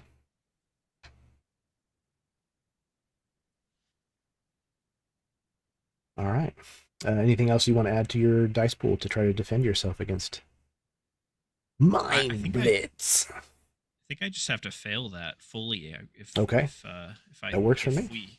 That's the way we wrote it. Yeah. Okay. So that means you are going to take a D6. However, lucky for you, being as how it is described, it is going to be a D6 of mental stress.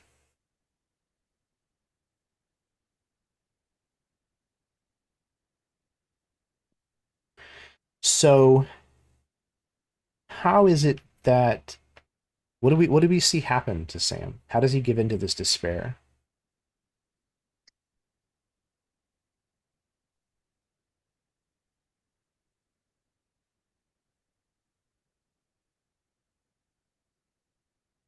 Now you're muted. I think that it's a combination of him seeing this thing, wearing his father's pocket watch, and being grounded for a moment, and thinking that made progress.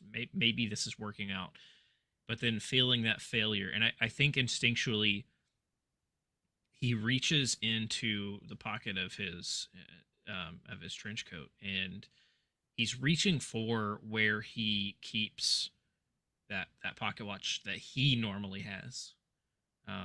Unfortunately, this time period of Sam has lost that pocket watch. And instead, in that pocket is his dad's rusty, tarnished, falling apart badge. And I think he pulls that badge out and sees what he's let that become. And for a second, this shadow thing actually becomes Sam's dad. And Sam's dad didn't put him down. He wasn't mentally abusive to Sam, but this version that Sam's seeing in front of him is berating him for being a failure, is belittling him for not living up to what his father was. It's all in Sam's voice. It's not his dad's voice, but it's his dad's visage for a moment. And I think that's what drives him down and drives him back. And as you kind of like cast your eyes down towards the floor, you can see your own hands, your own arms, your own legs are starting to turn to ribbons and drift away into nothingness.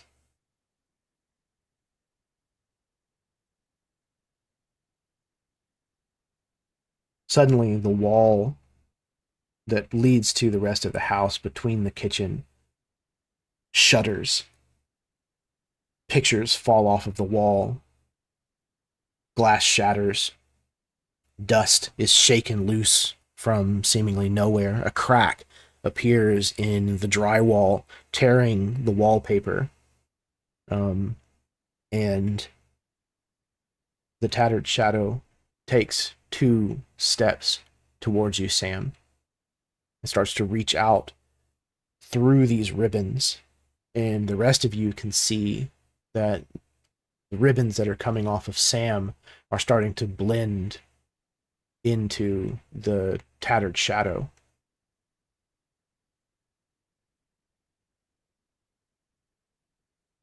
Who wants to go next?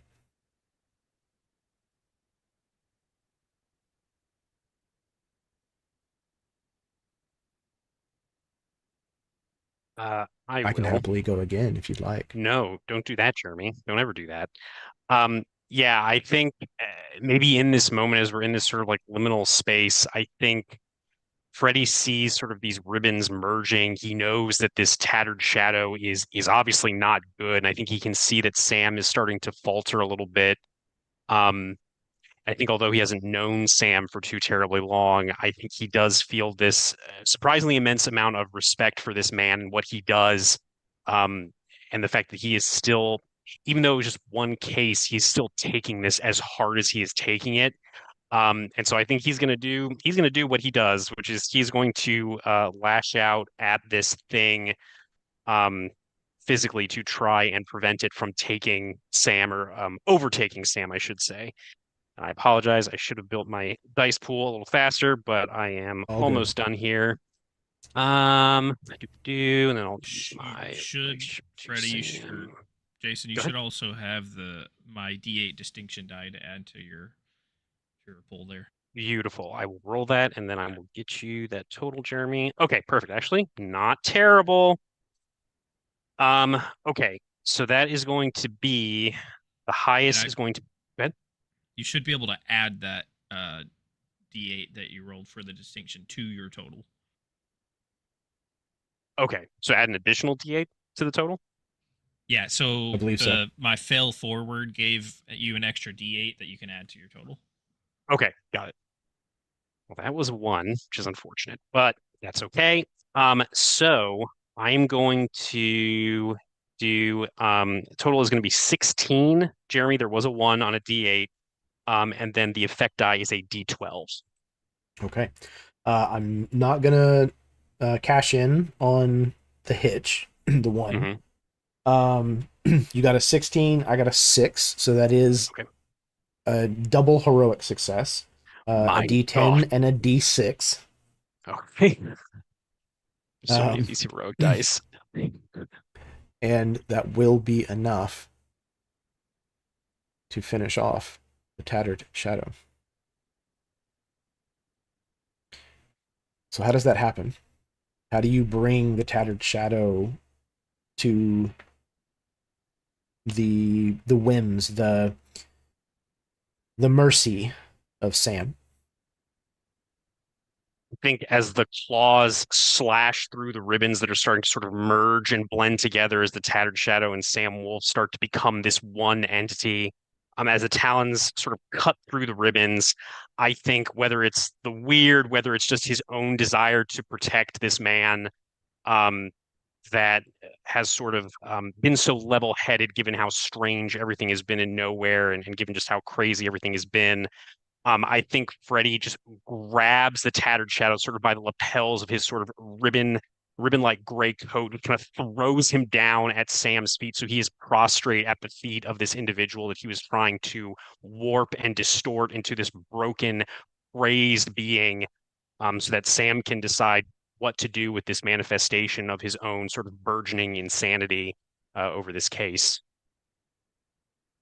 And without recoil, without shrinking, this tattered shadow slams into the ground at Freddy's aggression, and as he releases him, this tattered shadow still just kind of like turns his glowing eyes up at you, Sam, and immediately starts to roll onto its side and reach for you. But for the moment, it is completely at your disposal. What would you like to do? How do you end this thing? Sam doesn't end this thing. Instead, he's kind of on his knees after this failure, and he's looking down at his dad's badge and thinking about what a failure his dad must see him as from wherever his dad is now.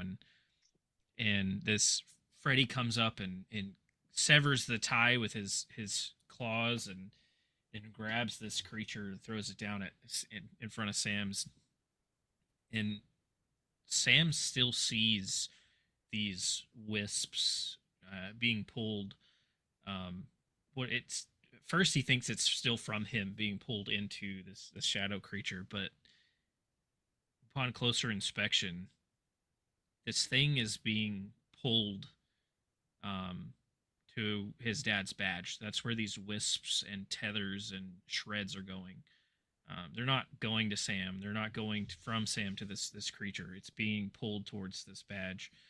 And as this creature kind of starts to dissipate and disappear and shrink and just become tatters, the badge is becoming less rusty, less tarnished. The leather behind it that kind of holds it in place is stitching itself back together. It looks like it's been taken care of. It looks like it was actually a cherished memory.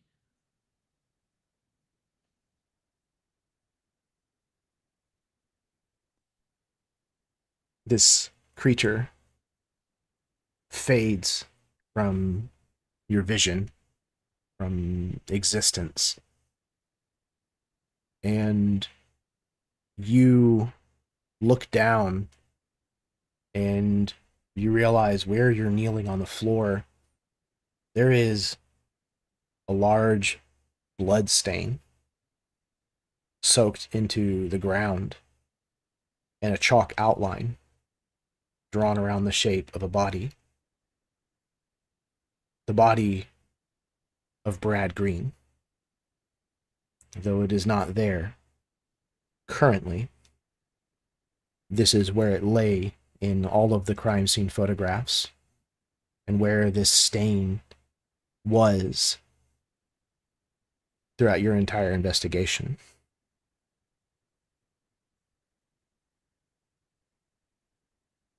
What do you do or say in this moment as you have wrestled your sanity out of the grasp of this entity? I think Sam looks for Samantha. And I think if he sees her, I think he just looks at her for a moment and says, this man was a stain on society, wasn't he?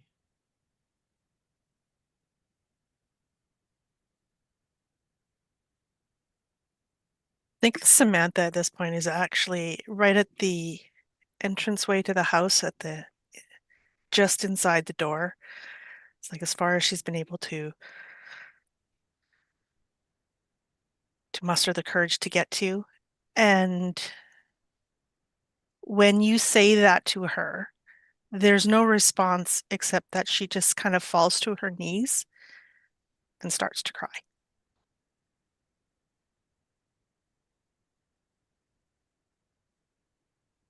Sam, I think Sam's kind of, I think Sam gets up, walks over to you, and kind of falls to his knees as well in front of you, and kind of mimics your stature right now, and just says, "He deserved it, didn't he? I missed that the first time.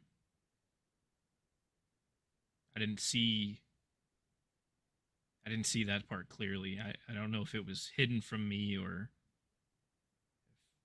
something just drew my eyes away from it or what. I missed that part. That may be something I carry for the rest of my life, but at least I think I found some closure here. I'm not going to ask you if it was you, Samantha. It may have been, maybe it wasn't. If it was, your secret's safe with me. It seems like he deserved it.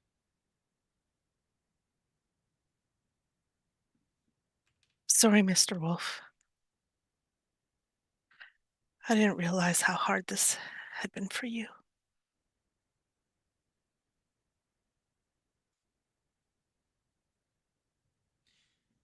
You didn't make it this way. Something else was involved with this. I just happened to be distracted and pulled in by a snake, and kind of looks over at Opal. Guess I've learned from that mistake.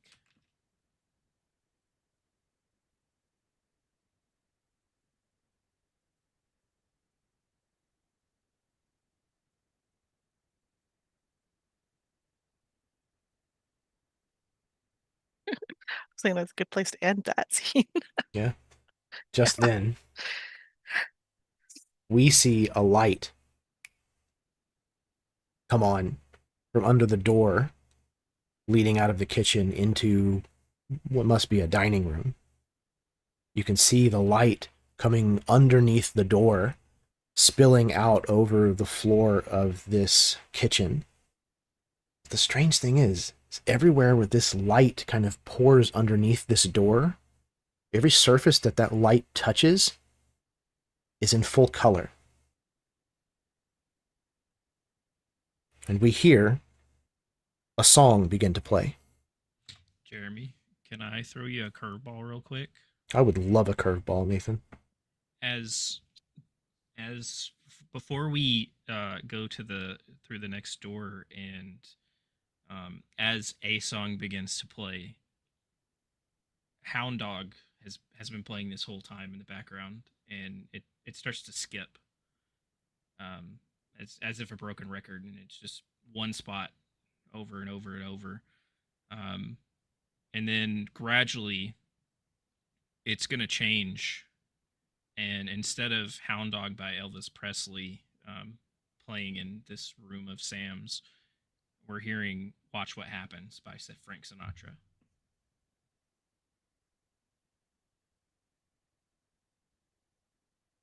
A few moments of that song play out as this light comes on.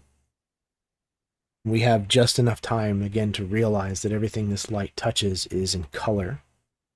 And the song sounds like somebody picks the needle up and changes it. And we hear the crackling of the jukebox begin to play You Don't Own Me by Leslie Gore. And that is where we're going to take our break. So we're going to take a 10-minute break, go to the bathroom, refill your drinks, smoke them if you got them, kiss your spouse, etc., etc. Sit tight, and whenever we come back, we will finish up the second part of session 5 of Nowhere to Hide.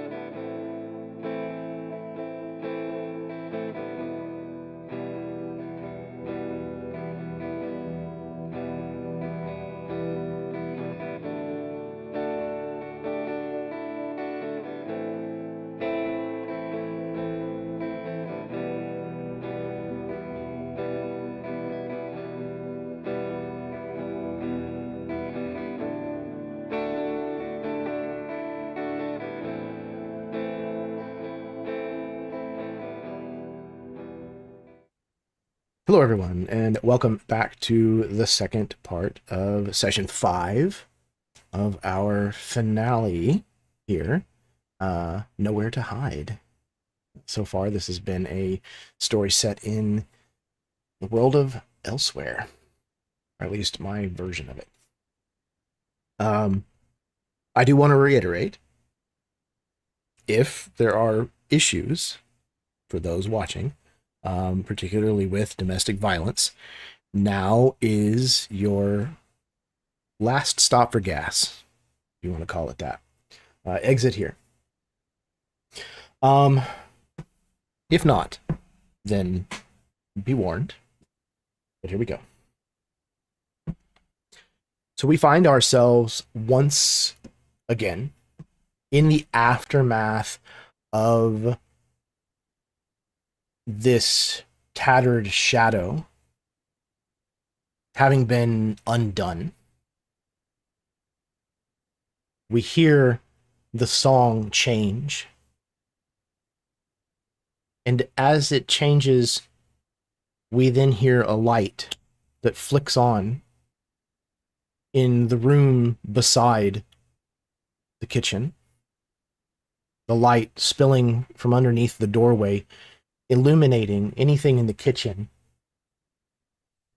And as you see this light, the song changes. We hear the jukebox in nowhere, but also maybe coming from this room, playing You Don't Own Me by Leslie Gore.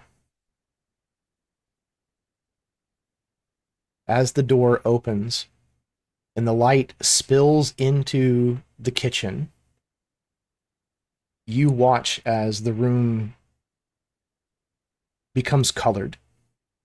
The pinks, the teals, the cream-colored tile. It looks just the way that you remember it, Samantha.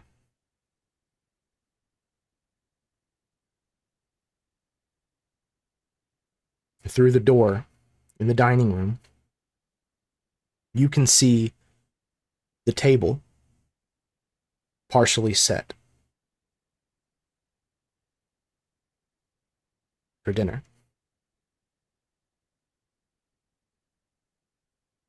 What would you like to do?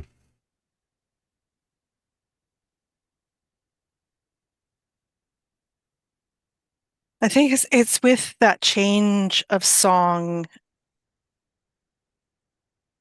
that I think brings Samantha out from this this embrace that she's had with Sam Wolf at this moment, where she's been like leaning into him,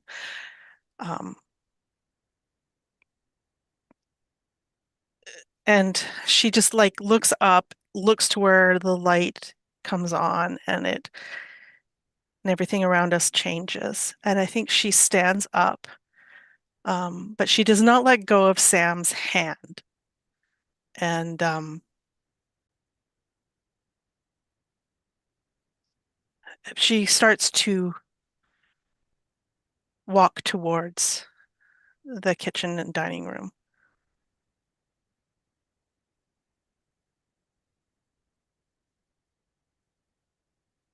What are the rest of you doing or saying in this moment?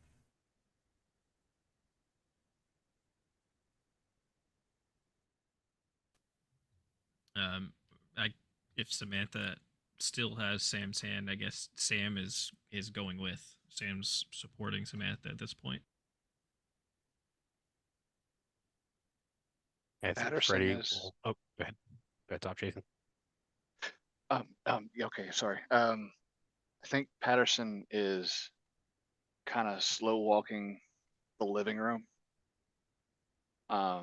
Perhaps they have photos, Samantha and her husband. I'm looking at these and regretting an inability to live a normal life and standing in almost angry jealousy of a life he feels robbed from him. His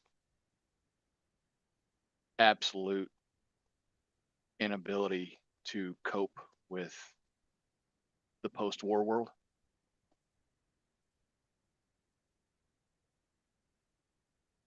And with that, he'll glance at Samantha as she enters the kitchen.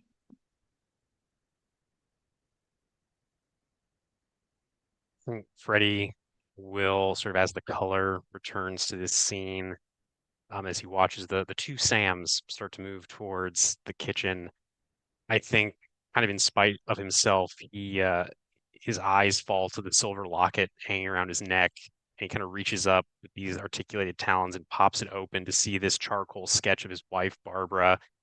And again, he's struck by just how similar she looks to Samantha. Just this like slight, small thing, but then knowing kind of what Sam has sort of deduced through the investigation of this case.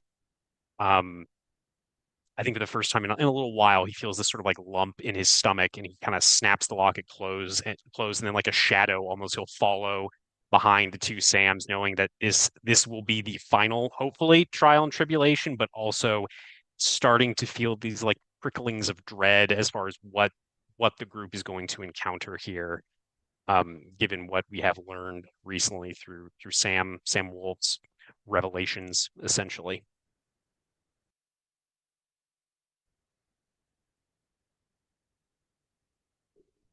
Opal is she's very much not used to all the bright colors in the rooms. So this is very different for her. And it takes a moment for her eyes to adjust, but when she does, it's very much, again, maybe something she whispers. She's just like, just like the Wizard of Oz, all the color comes. And she sits there looking at it, and she's slowly turning and trying to take in every inch of this place before she remembers, oh, so that's why she did it.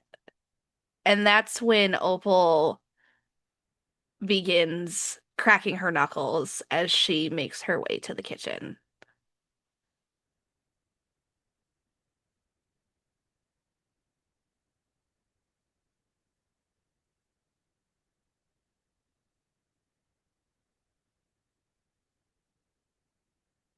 I think as we get towards the kitchen, Samantha does eventually let go of your hand, Sam, and I think she starts to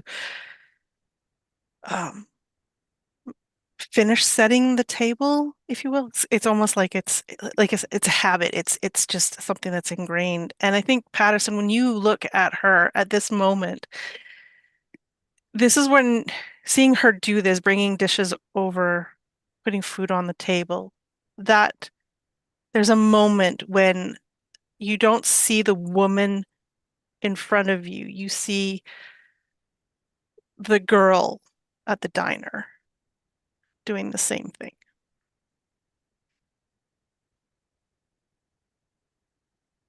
I think even though you've let go of Sam's hand, I think he still follows you over to the edge of the table and just watches you for a few seconds, put a couple plates down, and then says, Samantha, you don't have to do this anymore.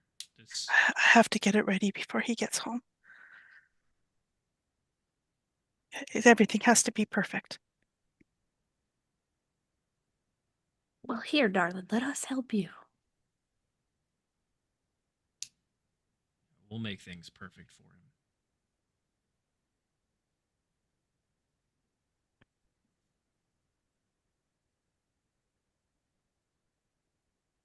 She kind of just nods and then keeps going back.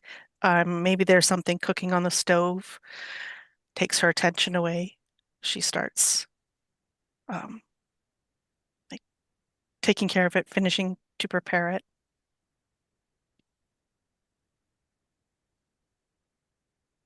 Samantha, you feel a familiar sensation kind of come over you. A nausea. Mm. I think it overtakes her before she could even really react too well. And it's while she's stirring the pot, and it's an immediate, almost violent, like movement towards the sink where she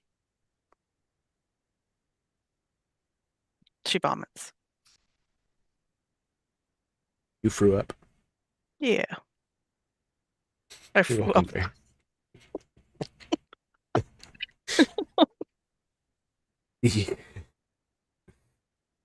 um, there's a moment like after you steady yourself, where you realize or question this might not be the memory that you first thought it was. This might not be the night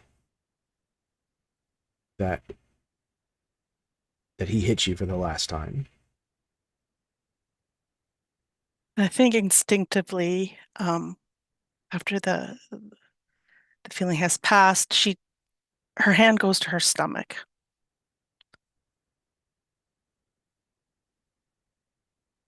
Like she's trying to protect something.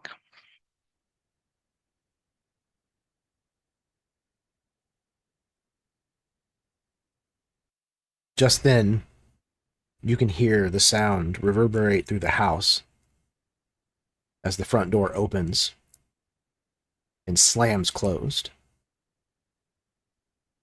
You hear someone moving near the front door. Sounds like maybe removing a coat, maybe taking off their shoes.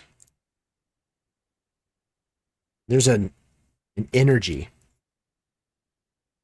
that passes through from one room to a next. This almost like the air is being drawn out of the room. The heightened emotion and tension that this individual who's just arrived is carrying can already be felt even from this distance.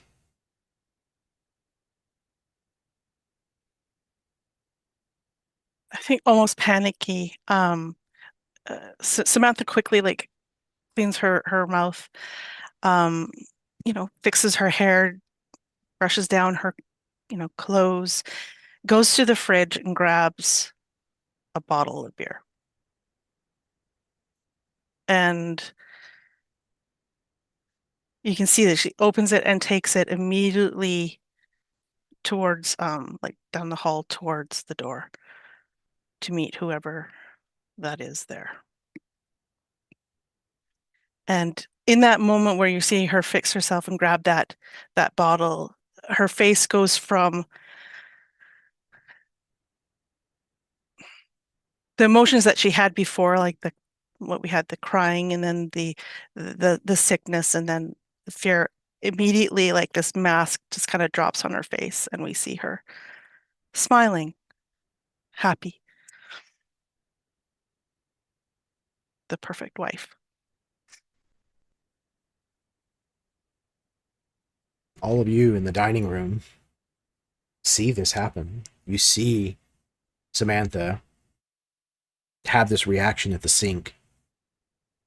You hear this person enter the house, and then you see her immediately flip a switch, get this bottle from the refrigerator, and then move out of the kitchen and out of your view.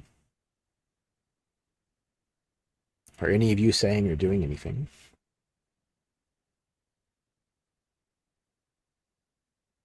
Does the man that entered see the rest of us, or does he only see Samantha? As of right now, he would not be able to from where he's at the front door. You're kind of in a room that's off kind of the back of the kitchen towards the rear of the house. So he doesn't see any of you.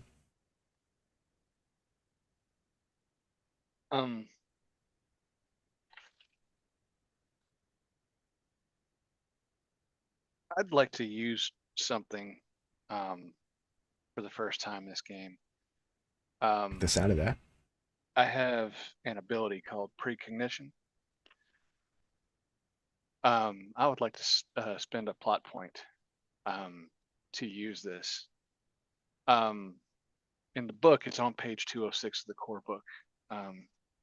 If you need to look at it, it says you see things before they happen, sometimes only seconds before, sometimes far, far ahead. This power doesn't mean you can automatically understand the context of what you're seeing. It simply means you see something that's coming. Roll this ability's die when you are trying to solve a problem, understand the information, or get insight into something using your precognitive ability. I love that. Absolutely. I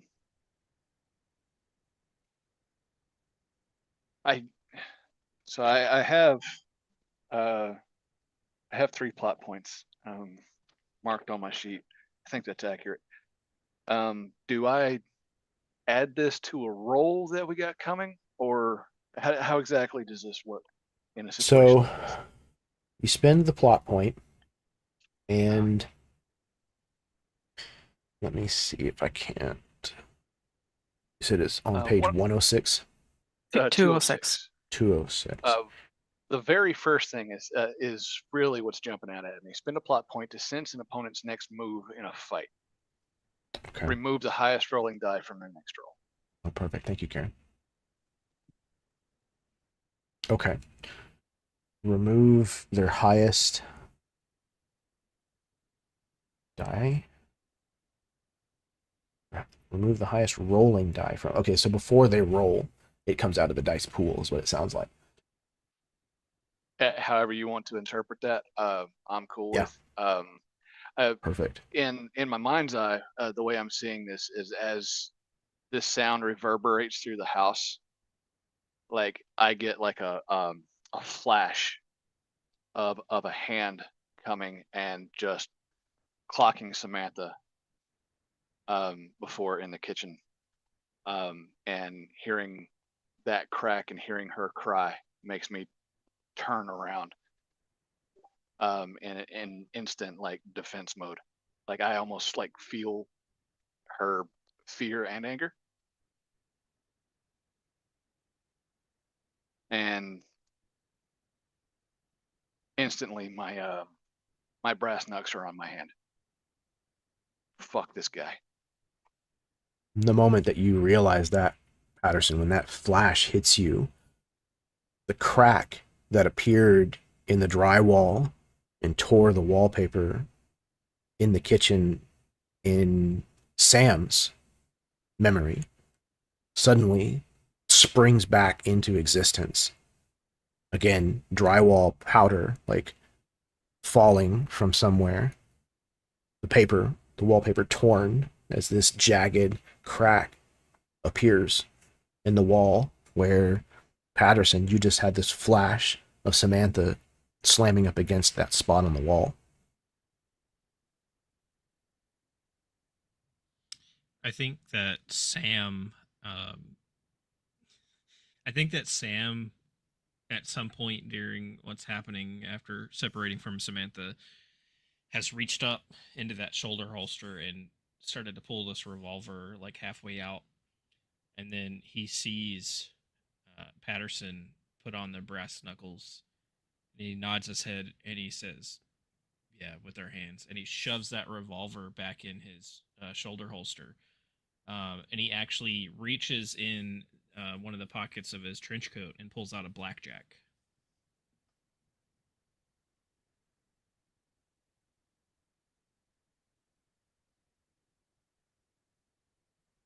Freddie will go up to the door leading out of the kitchen that Samantha just walked through. He's actually going to look to you, Cornelius, and just say, "Get that wrench of yours out."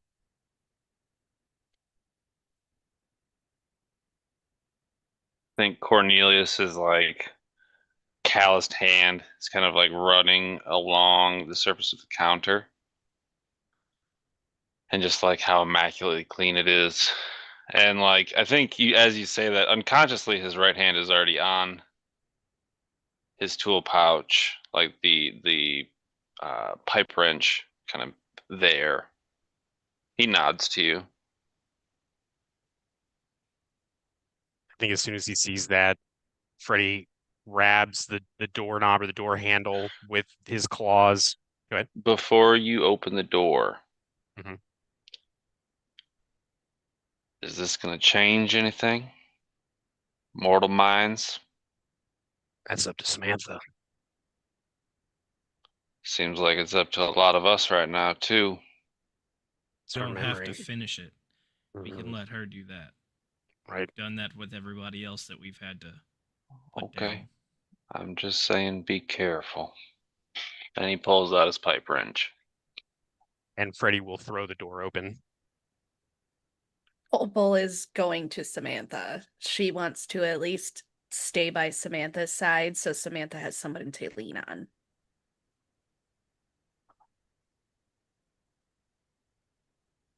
Samantha, you approach your husband, Brad Green. You already know the moment that he opened the door by the sound, but the way that he closed the door, and the way that you could tell he was taking off his coat, that he was in a mood. And as you come into his vision, holding this bottle, he shakes his head. I told you not to do your hair that way. She immediately like self-conscious and she's touching her hair. Oh, I must have forgot. I am so sorry. I'll never wear it this way again. Give me another one. And he grabs the beer. It's going to be a long night. And he starts just immediately, like, draining the bottle. I think she hesitates for a moment before realizing that that he's going to be empty of this one pretty soon, and she better hurry up. But she kind of just like quickly turns around at that moment and heads back to the kitchen to get another one. Supper is ready as well. I think it's about that point that the door flies open and the others begin making their way towards the front door of the house. And he looks up, like, midway, like, taking his suspenders, like, off. The fuck is this? Samantha's eyes go wide in terror, really. I don't think there's any hesitation. I think Freddy just throws himself at this man, like claws out, this sort of slash in the burlap sack open, the straw protruding, these golden eyes just brimming with rage. Yeah, and he's gonna attempt to freaking grab this guy, essentially. All right, let's get a die roll. I shall. That's something we do here sometimes. So, for all the kids at home, as Freddy clashes with this man, who was seemingly ordinary, although disgusting and misogynistic, as Freddy clashes with him, we now realize that this is not a small-framed, normal human man. This man suddenly becomes the size of Freddy, if not larger. His forehead, like, protrudes, and his jaw, like, tightens and squares, and he, like, swells up with muscles and scars. Kind of almost a Jekyll Hyde type situation. As he, like, grits his teeth and spittle, like, flies from his mouth as the veins bulge from his neck and his forehead. Freddy, you are going to be engaging the beast beneath.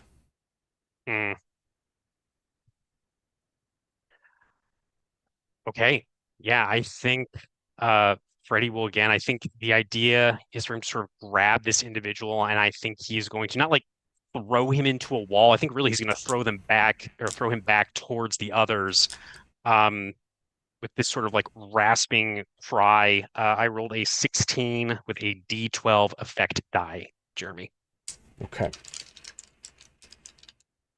So, the beast beneath has a D12 in Raging Bull, a D10 in Fills the Room, and a D4 Drunken Haze. You can already smell alcohol on this man, and it's not the beer that he just downed. He has 2d12s and 3d4 as his NPC dice. The intent is, with this particular exchange, is that any ones that I roll on his behalf, particularly on his d4s, are going to automatically create and step up an inebriated asset, which can be used for free by any one of you in this scene. Okay. Roll up his dice.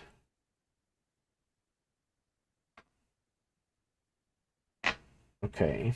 Then we have our first one from a D4. So I'm going to go ahead and create that asset. Sorry, this is a D4.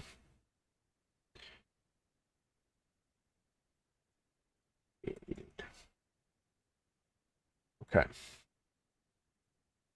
So remember, for free, any of you can add that to your rolls going forward, whatever that die is. Okay. Sorry, Freddy. What was your total again? 16 D12 effect die. No Okay. ones. I got a 20 total. Oh. And my effect die is a D12. So, Freddy, you slam into the beast beneath. And as you slam into him and move backwards, you collide with the door, the front door, and you hear it crack under the stress, the pressure that you put against it as you slam him into the door. And as you kind of like start to push away, you realize that he has changed, that he has become this larger than life individual. And he grabs a hold of your hands, these steel talons, and he crushes them under the enormous hands that he possesses. Your physical stress is going to jump from a D4 to a D12. Ooh, I am actually going to burn a plot point for an SFX because that is quite a bit. Where was that? Goes under invulnerability. Yeah, so I think what happens is as Freddy kind of feels, actually probably doesn't feel it, he hears State it, he politics feels kept it red. the talons sort of like crunch in this But the hulking trend right now brute's is, grip. Yeah, like MAGA is he- losing everywhere there's an election right Hey, now. Just- I expect Jason, Trump to your actually- mic is hot. I'm sorry. I'm Yeah. sorry. You're good. I think he's going to use Straw Body as I think he realizes that although this should be hurting him, it doesn't. I think he lets out this awful, like throaty, croaking laugh. I'm going to spend a plot point to recover stress or complications relating to injury or exhaustion. So I'm assuming that would reduce it down to a 0 potentially, if that's feasible. It's up to you, Jeremy, how you want to rule that. The How does language is it read a little again? vague on that. Spend a plot point to recover your stress or complications relating to injury or exhaustion. So I don't know that it could apply in totality in the moment, but Fair. what I will say is you can step it down from a D12 to a D10. That works for me. Okay.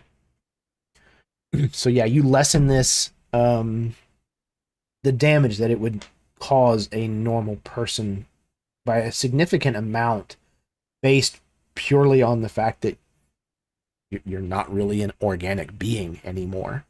Yep. This is like only structural damage, Right. almost at this point.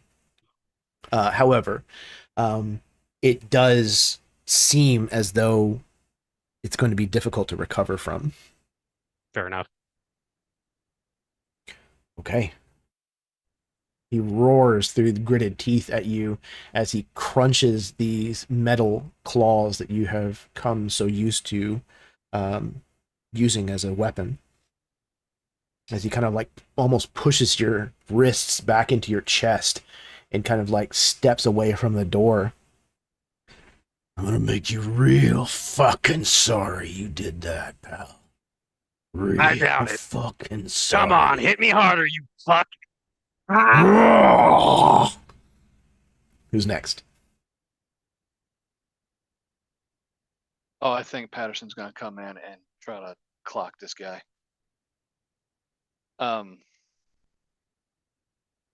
Yeah, no, just straight up side shot to the jaw. With my brass knucks. Excellent.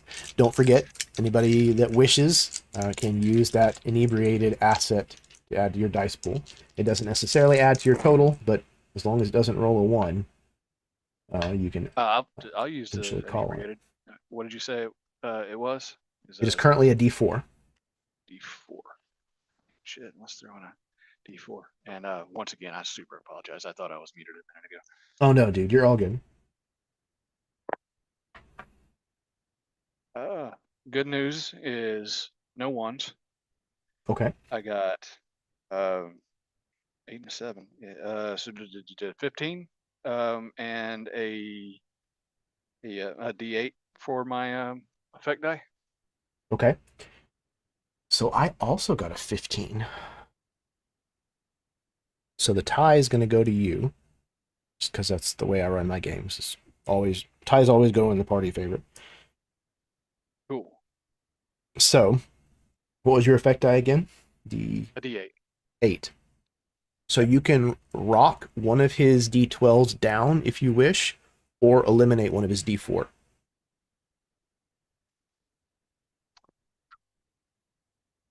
I will just float out there for full disclosure that the D4s could potentially be doing you a favor by having a 25% chance each of rolling a 1. Just as a, Yeah, let's go for the 12 first. Okay. Roll a D12 down to a D10. Yeah, as I clock him, it's like I'm just right in his face. Like to hit women, do you? Clock him in the face, and again, you've hit people with your brass knuckles before. This is almost more like you punch the side of your actual truck. Like the brass knuckles collide with this jaw, but this jaw is like monstrously large. And you can hear it rattle his teeth, but you swear you also almost heard like the sound of steel on steel, like brass on steel. I'm going to try not to let that surprise show on my face. Yeah, sometimes I do, when they deserve it.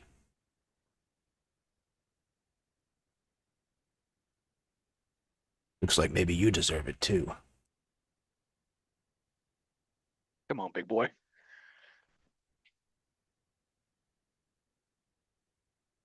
Cornelius goes to the wall. He draws. It's his pipe wrench. He slams it into like the plaster drywall of the wall, and as he pulls it out, it's like the heating hot water line from their bathroom, and he like immediately is able to bend this pipe without kinking it, and so it's just spraying like boiling water into this guy's face or body or something because everyone's right there, so it's not going to hit him. I rolled already. Total of an 18 D12 effect die. I think that's what Freddy got. Come on. Okay, 18 with a D12.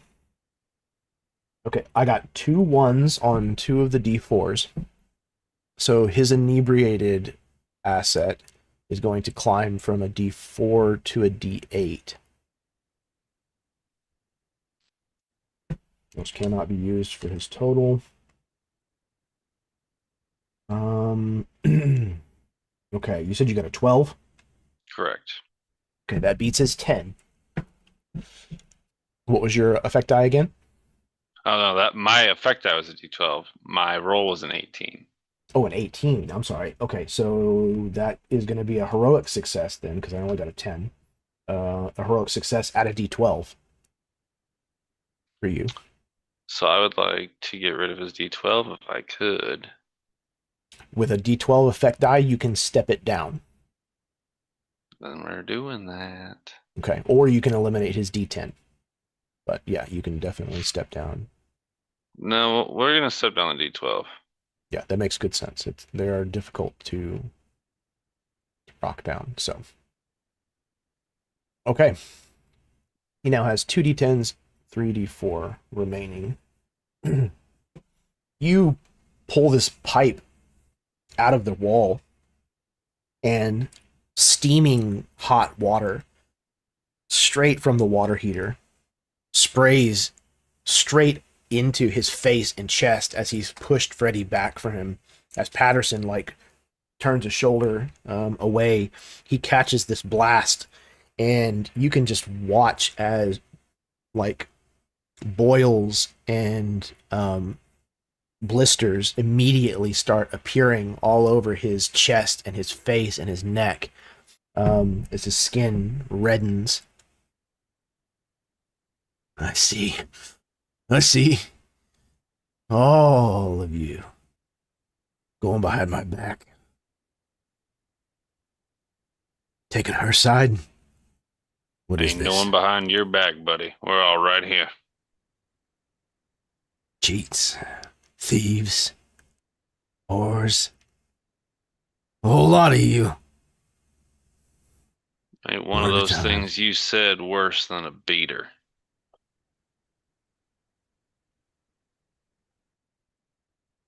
Who's next?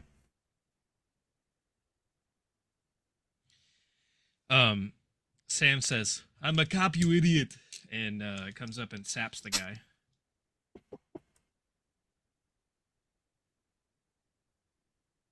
Sorry, I had to. I couldn't resist. Understood. No. It's not a tumor. No ones for me. I got a 15 total and a D8 effect die. Okay.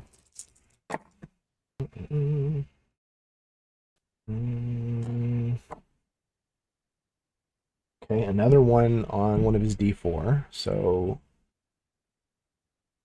he is going to D10 inebriated.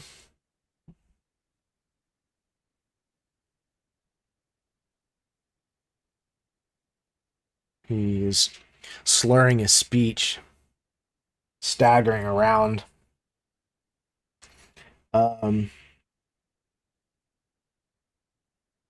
Okay, so what was your total again? 15. 15 beats his 13. And what was your effect die? D8. D8. So you can step down one of his D10s or eliminate one of his D4s. Let's step down one of them D10s. D10 to a D8. Okay. You strike him in the back of the head.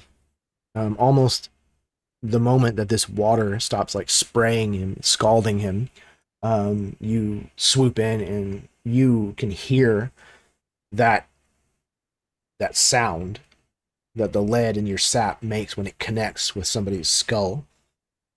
But again, you almost also hear the sound of lead hitting steel. There's a a resonance to it. And you clock him, and he staggers forward and reaches a big meaty hand up to the back of his head, where he grabs this welt that's already starting to form, and he turns and looks at you with a glare. Like I said, stabbing me in the back. Fucking cowards.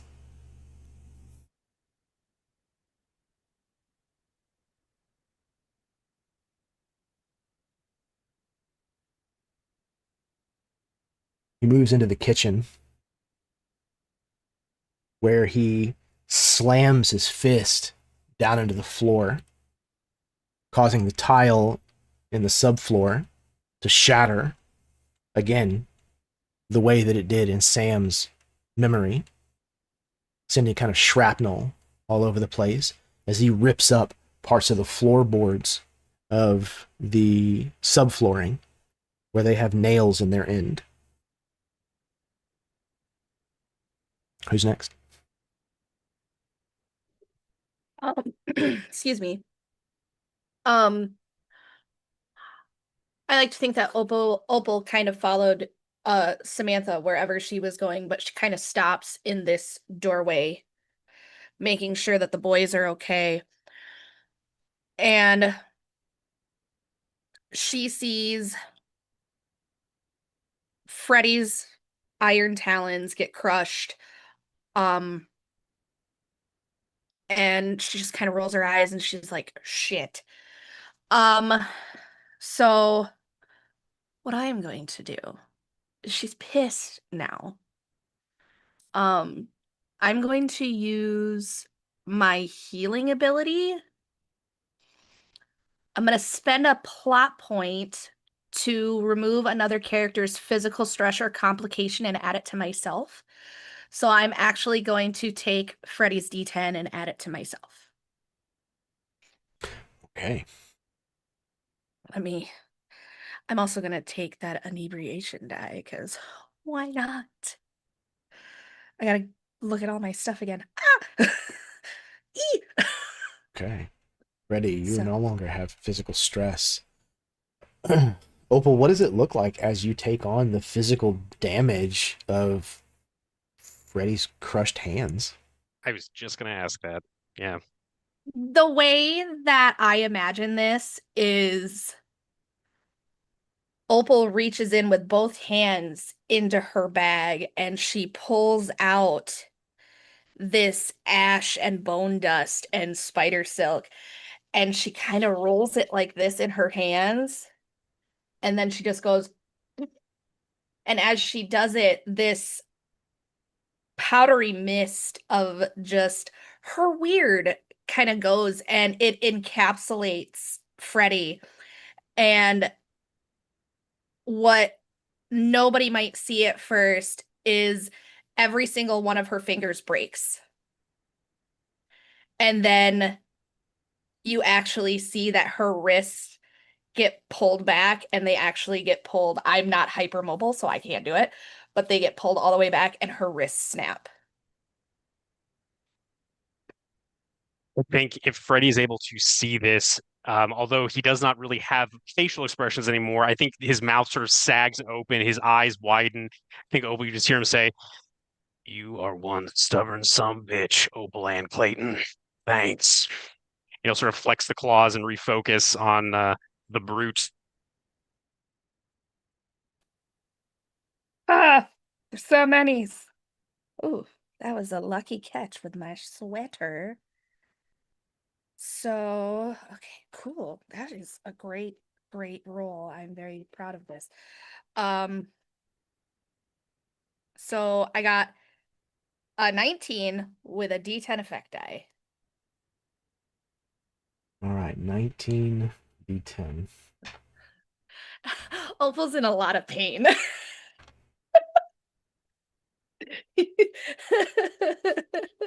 You just see she kind of like leans her head down and she's just biting her shirt. Yeah, Opal, I'm in danger. Okay, no ones on any of his D4s. Okay. A 12 total. So you said you had a 19? Yes. Okay, so that's a heroic success at a d12. Cool. And what was your effect die? A D10. D10.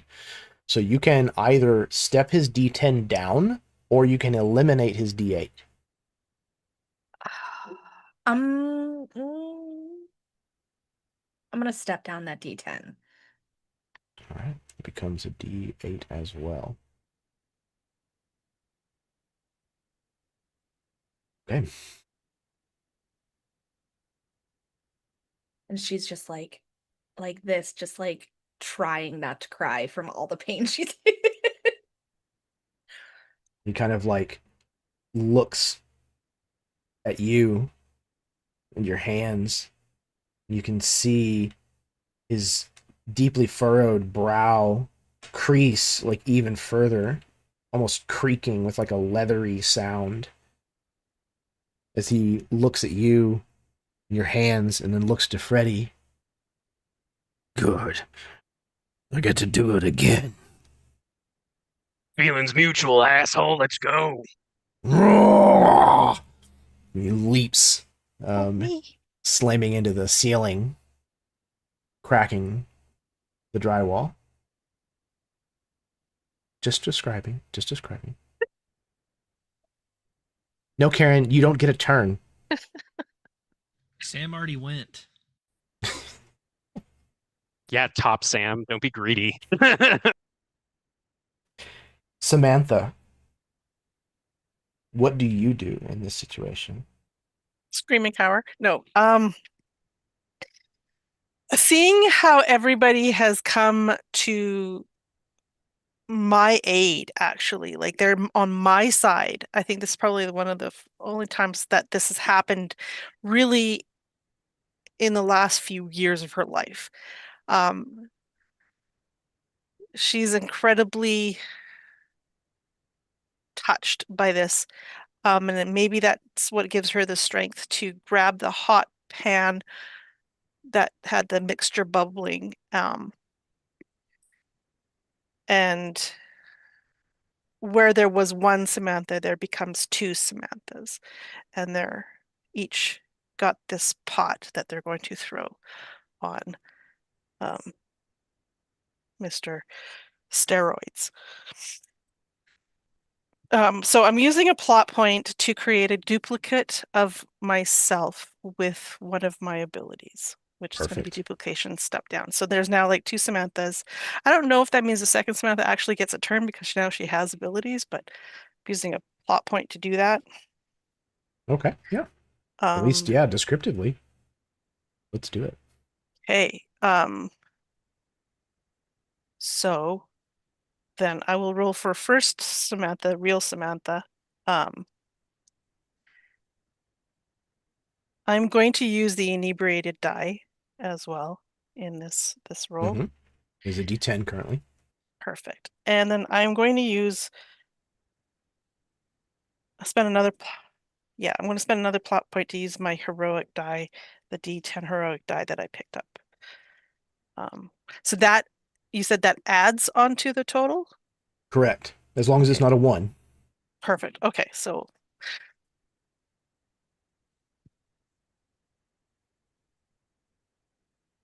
okay, so that's going to be. So I have to roll the D10. Okay, so I got no ones. Okay. And I have a 19. Oh, no, Okay. sorry. 16 plus 9. So 25. 25? I get to add the 9. So yeah, 25 with a effect die of a D12. So I got a 12. So that is a double heroic success. It was 10 more than. At a D12 and a D8. Ooh. You said your effect die was a D12? Yes. Okay. So you can eliminate one of his D8s. You betcha. Yeah, so he gets a face full of we'll call it hamburger soup. Right in Nice. his Yeah, even more scalding. This one directed specifically at his face and his eyes as he kind of like screams as he like reaches up and clutches the sides of his face, his hands covering his eyes. It smells delicious, but you know, it doesn't look that way. Fucking bitch, I knew all this time you were just waiting for an excuse. I'll show you. He takes a big bounding step towards the Samantha that just splashed this pot of soup at him. And he is going to attempt to hit you with the refrigerator that he just picked up. How would you like to avoid that fate, Samantha? I would like to I guess to dodge it / have my my duplicate like be kind of also there, and we maybe cross paths slightly. So while he's aiming for the one, he may not necessarily get the right one. Okay. But yeah, I'm Let me trying try to to use dodge the and move out of the duplicate. way. Yeah, I have so depending, I guess if he beats the roll, if I don't dodge enough, I can spend a plot point to share the stress between both of the duplicate, like myself and yeah. the duplicate, stepping down the die rating for each of us. Nice. Okay. Okay, so go ahead and build a roll based on that. The fact that you're kind of like using the duplicate to shield yourself. And fear, because that's appropriate.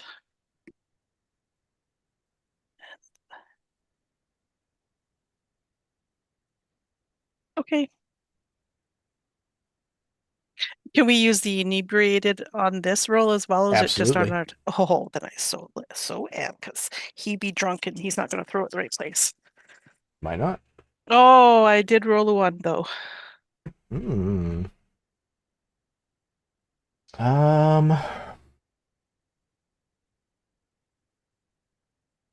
Yeah, what was that? A D10?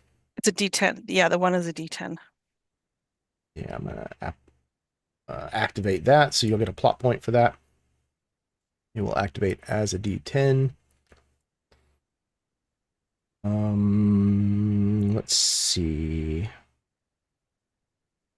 Oh, I know.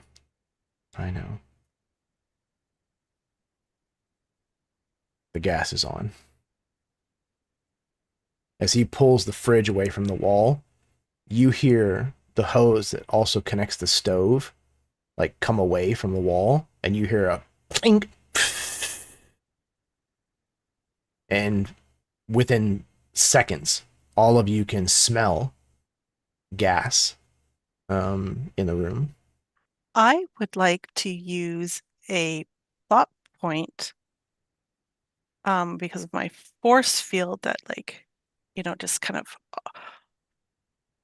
when I'm in danger, my force field comes up to protect us. And that's what it's doing at this moment. I'm spending a plot point to step down stress or complication imposed on all the characters within the force field. So I'm going to step down that. Interesting. Very cool. That gas thing. All right. From a D10 to a D8. Yeah. Very cool. Okay. The total on his, what was the total on your defense? So my defense would be 10 with an effect die of a D10. Okay. He only got a 4. Oh. So that means that he is going to take your effect die of a D10. So you can eliminate his D8 Oh, I or one of certainly his will. D4s. All right. The tea. I didn't figure there was going to be. He picks the fridge up and turns to try to throw this at you. And just at that moment, like one of the Samanthas steps out from behind the other. And he gets a real, like, confusing moment, especially because he's drunk. So he's probably seeing double anyways. As the two of you kind of like step apart. The fuck is this? More weird bullshit. And he hurls the fridge, and as he does so, it slams into the corner of the door frame that leads into the kitchen and the dining room. And as it does so, the fridge crumples and looks very much like it did in Sam's vision.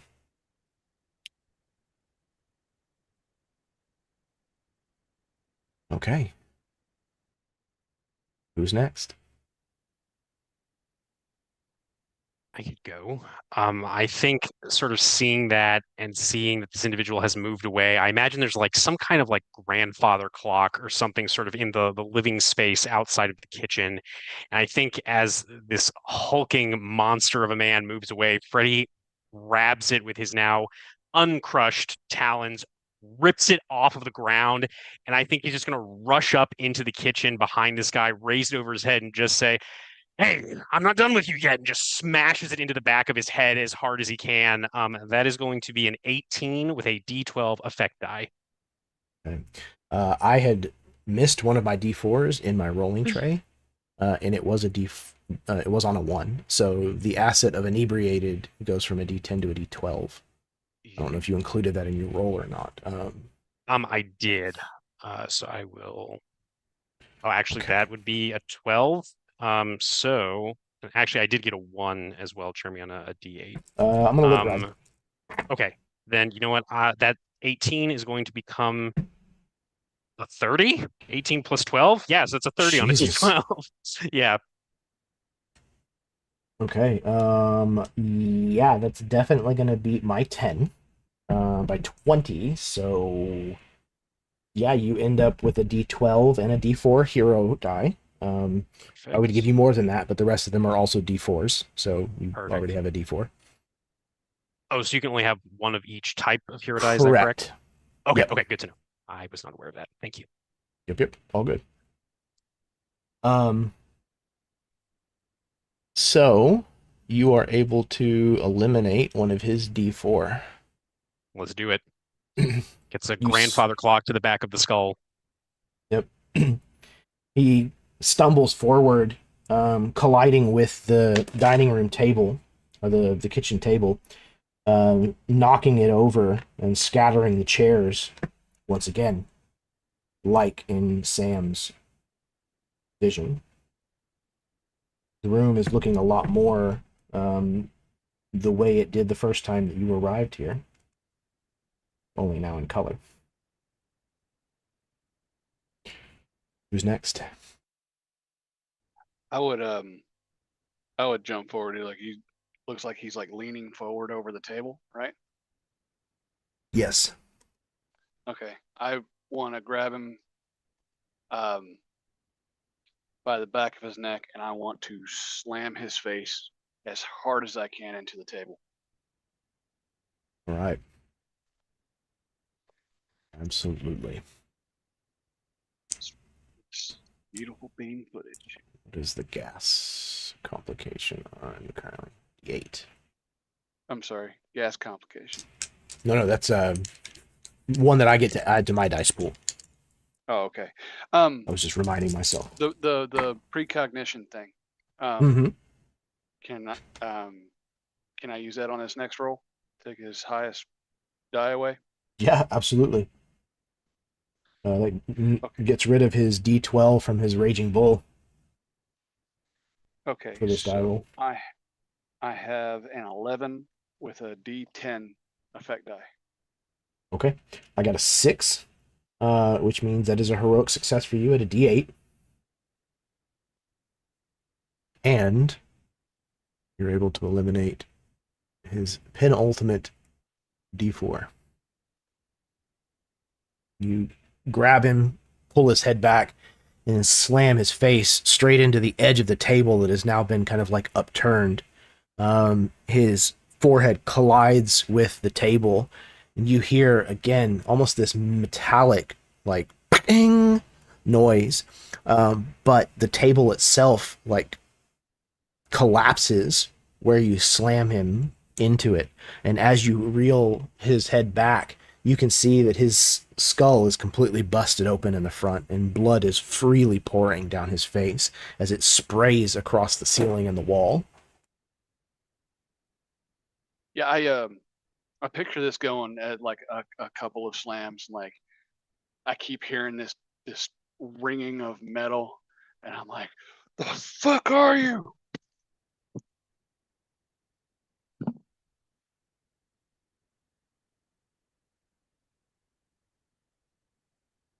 Okay.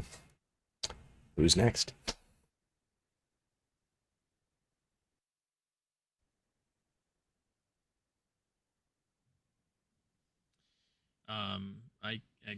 I can go next. I think Sam's pretty much going to do basically the same thing he did before. Except I think he's going to try to get around to that same spot that he hit the first time and just plant this sap exactly in the center of that welt he left earlier. All right.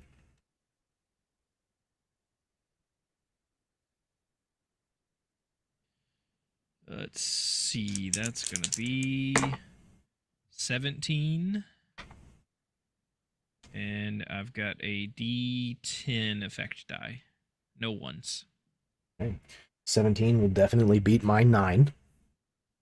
So you will eliminate the final D4 for the beast beneath. How do you deliver Brad Green to Samantha's mercy?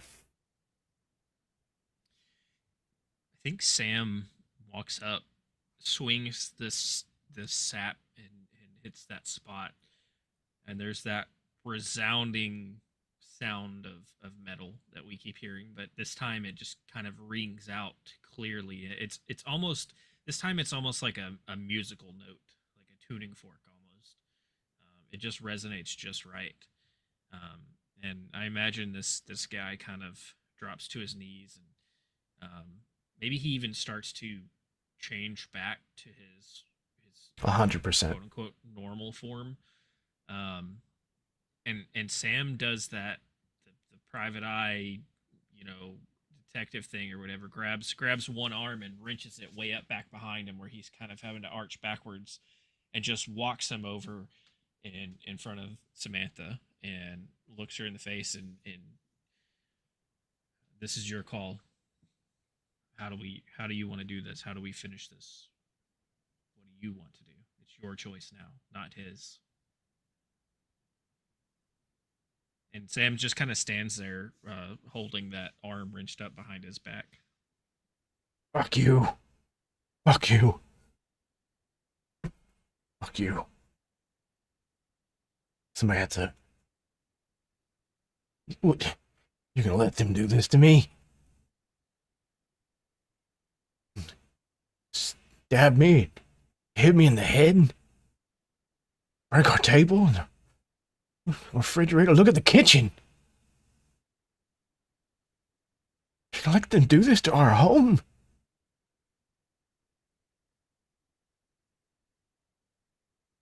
Samantha is just standing there, so quiet. She's trembling. And we can see that at some point in the scuffle, she has grabbed one of the knives off of the wall there and is holding it in her hand as she comes towards him.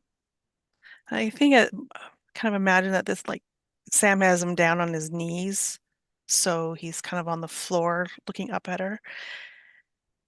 She squats down in front of him. And she's holding the knife, like, towards him.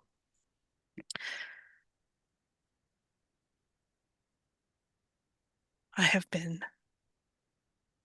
so scared of you for so long. I don't even know who I am anymore. You've destroyed everything I was.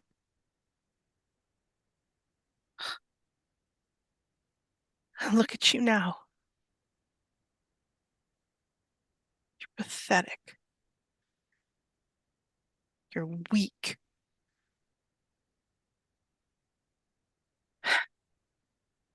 How can you say And that? I After can't everything believe- that I've done for you. Shut up. You did for me. Everything you did to me.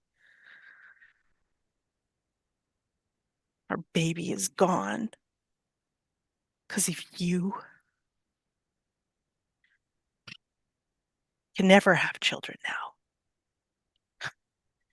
You sit there with your smug looks, your mistresses. And I had to take it all. Because no one would believe me if I said anything. But that ends now. That ends now. I'm taking back me. You have no more power over me. The people that are going to give you power are these pathetic losers. One of them's got straw coming out of his goddamn body. One of them's nothing more than a hillbilly.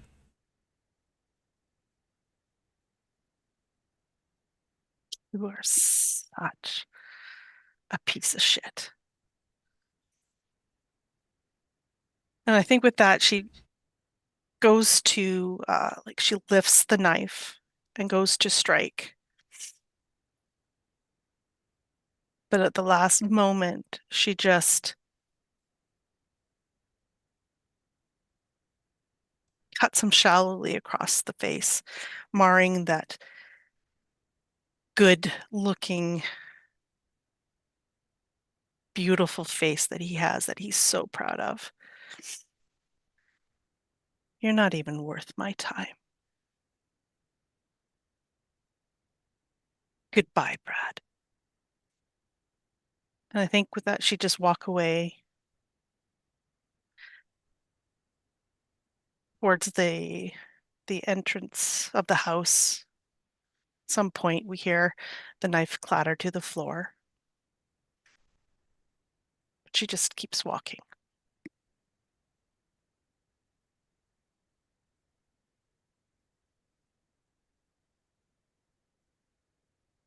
As Samantha walks towards the front door of the greenhouse. What are the rest of you doing? I think Freddie looks to you, Sam, and says, when you investigated this, he was dead, right? I assume there was a body. Yeah. Looks in the direction that Samantha walked away in. Fine. And he's going to step forward, and I think he will just very, swiftly, he doesn't want to drag this out. I think he just uses the talents, just cut Brad's throat and lets him choke on his own blood. Yeah, the last thing we hear is him. Samantha, you can't leave me. What are you going to do? On your own. You can't leave. And then there's the slash, and we just hear. Shut the fuck up.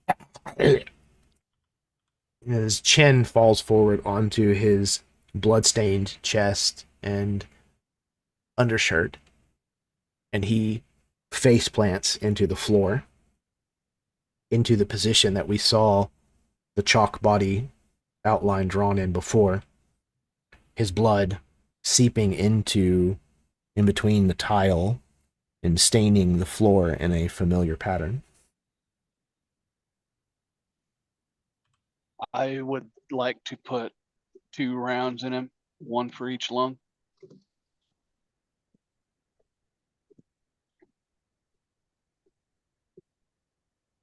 Easily done.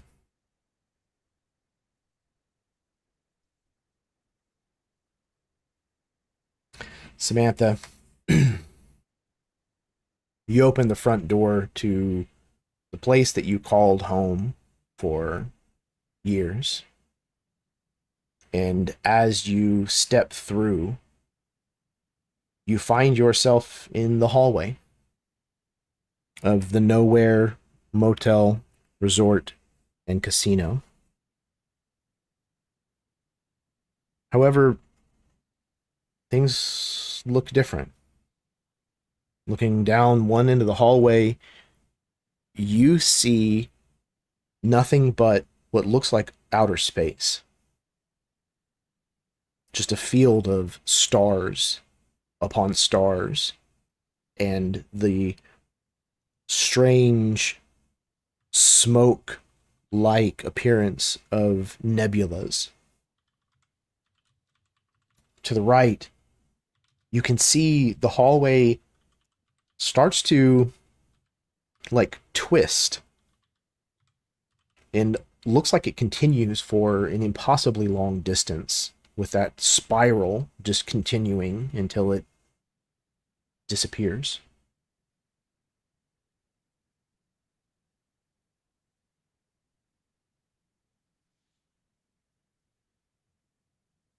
You can still hear the sounds of labor coming from where that hallway spirals to a point.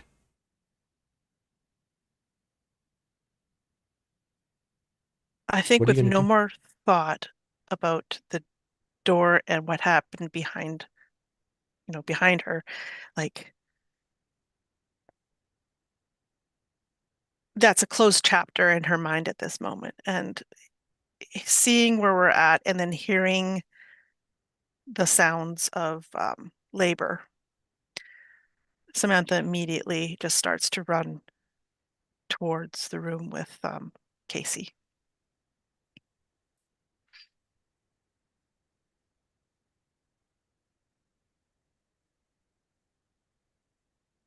Anyone else? Now that you're back in Nowhere, what are you doing? I mean, Opal will go, but Opal's hands are fucked. So Opal's gonna be doing a lot of, I need you to do this. I think as you start to go, Opal, Freddy will try to. I think he's kind of like wiped his claws off on the sort of ragged remains of his trench coat. I think he'll try to like grab you without like cutting you and just say, "Can you switch it back so that my claws are broken and your hands are fine?" Is that a thing you can do for Casey? She just looks up at you, and I think this is the first time you really see just how much pain she's in. She's like, no, I can't. Could have done that, Opie.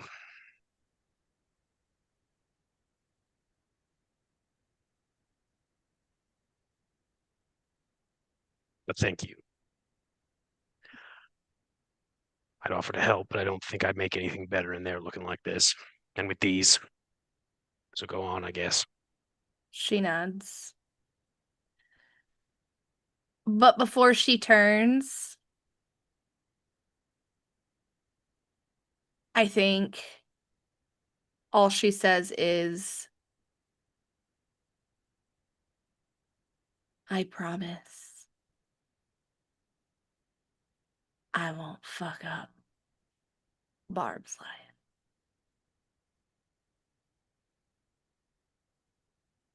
Opal. I think Freddy's going to turn. He's going to walk back to the lobby. And Opal will go to Katie's room. Ready? You turn towards the lobby and you see a star field where the lobby once was. You are standing on the edge of this hallway, gazing into open space.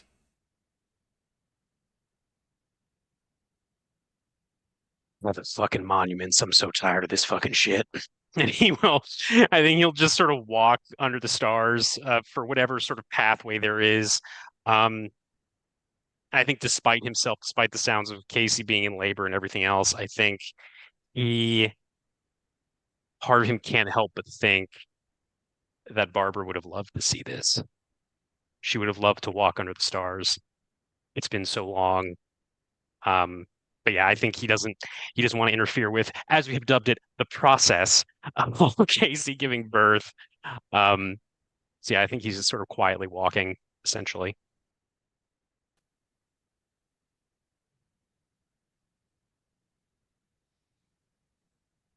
I think What about our other fellows, moist or not? I think Sam, the true moist fella, kind of sticks with Freddy for a minute and looks at him at some point and just goes, "Are you sure that?" Like, kind of gestures towards the stars outside. Sure that thing in my door didn't get me. Nah, Gumshoe, fine, you're sane. Although you definitely need to cut back on the pie and coffee. It's going to kill you one day, and the smokes. Well, haven't had a smoke since realized what you were. Yeah, Pie and just coffee. another monster. Pie and coffee. And I don't know that that's something I can give up, but if that's what takes me, I'll be happy. I would say to keep an eye on the front door, but it doesn't appear to be one anymore. Yeah, not sure which one of these stars is the front door. There's a shit ton. I don't particularly want to be involved in the process either, but I think we should at least go check on them and then maybe guard the door. Who knows what else could show up? Fair. Sam, Freddy will kind of look down at you and say, would you be willing to do something for me? Something small. If we make it out of this, and he'll gesture to the star field.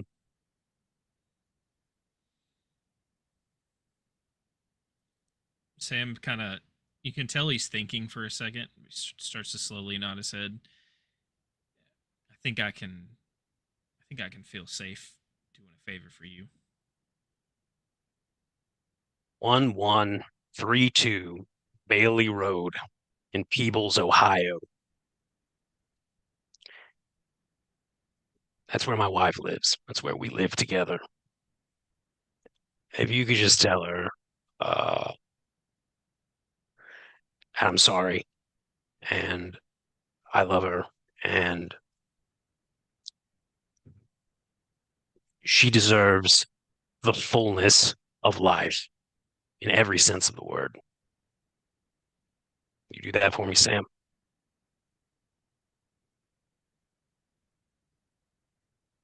Only if we become sure that you can't do it yourself. Looks down at himself. I'm pretty damn sure. Yeah, I wouldn't place my bets against it either, but we have seen weirder things. Everything ends, Sam. Everything ends one way or the other. But come on, let's go watch the door. Better than being in that room. He just shakes his head and he'll start walking back in the direction where the others are.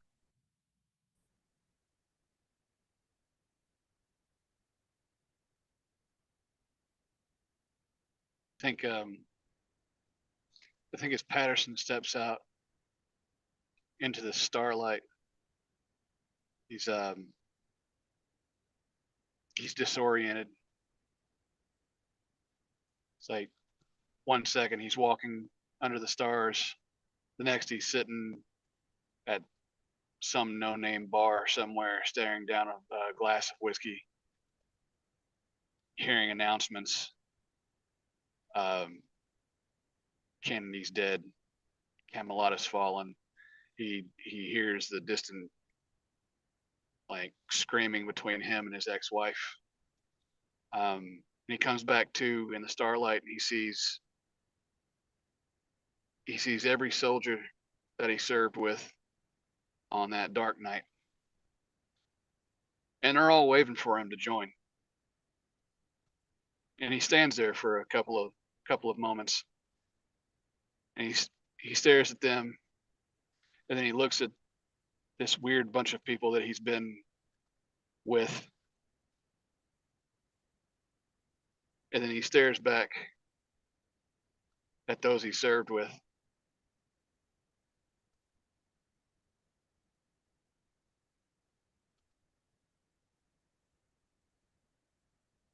And he doesn't know the choice he's about to make.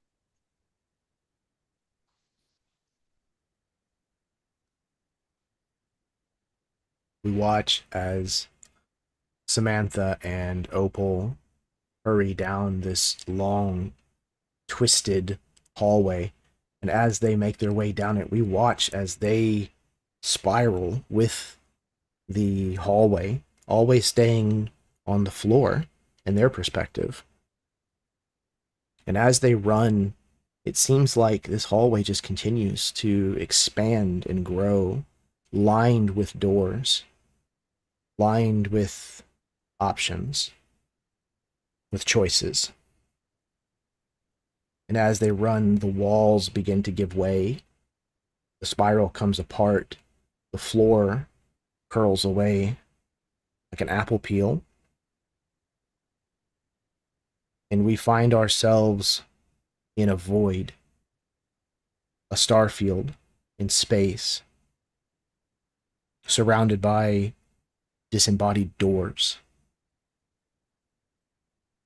at odd angles, different orientations. And there with you are Casey and Harlow, and you hear the cry of a baby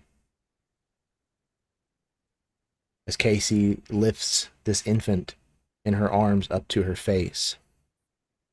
And she looks up to all of you, and she says,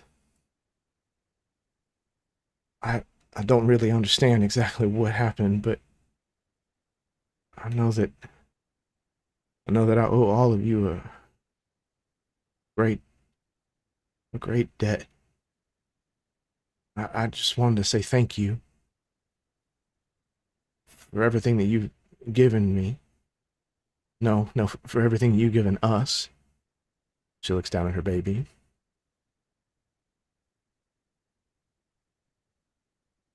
What I would like is from each of you, if you wish, you may impart one final piece of advice to Casey before you choose a door and depart from nowhere. What did you learn about your own journey? How could this possibly help them to navigate their own crossroad?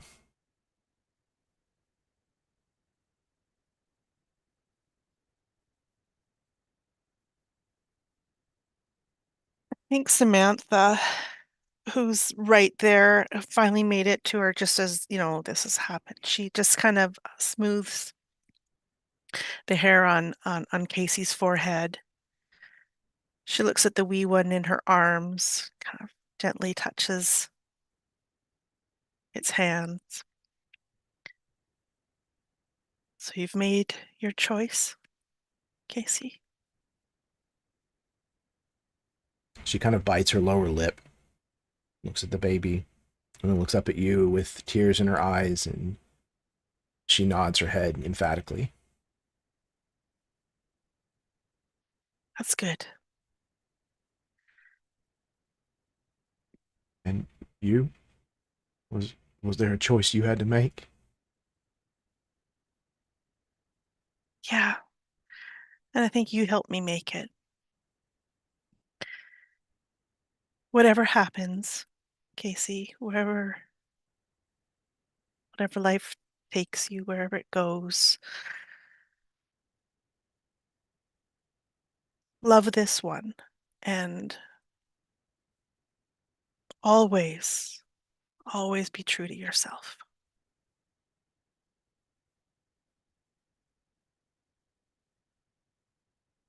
She nods. And she gives you a hug with the one arm where she's not holding the baby with.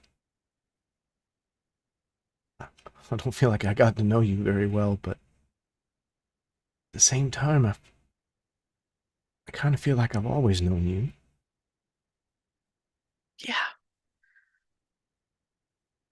I know that feeling. You've got this. Stay strong.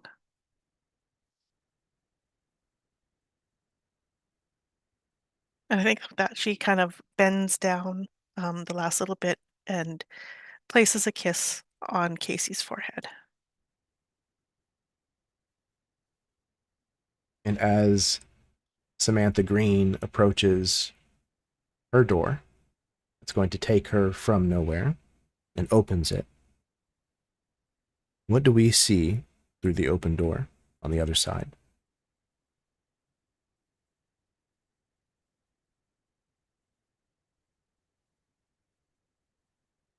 We see, it's a good question. We see a house, and remarkably, it is not a house with a white picket fence and 2.5 children playing in the yard with a dog running around it. No, what we see instead is we see a bungalow in a city. Not a bungalow, sorry, one of the brownstones in the city.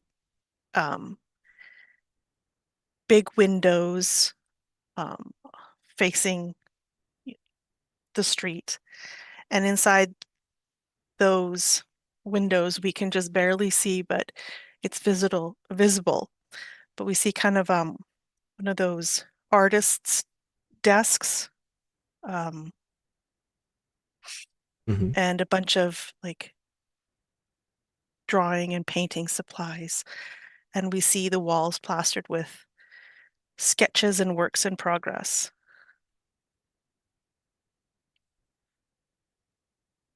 And the door closes, and Samantha is gone.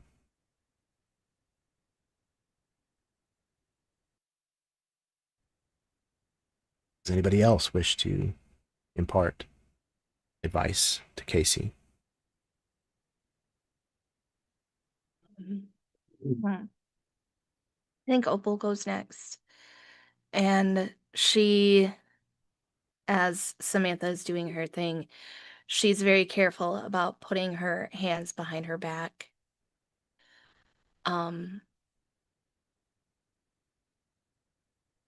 And when Samantha leaves, there's this pain in her chest, but she still approaches Casey and the baby, and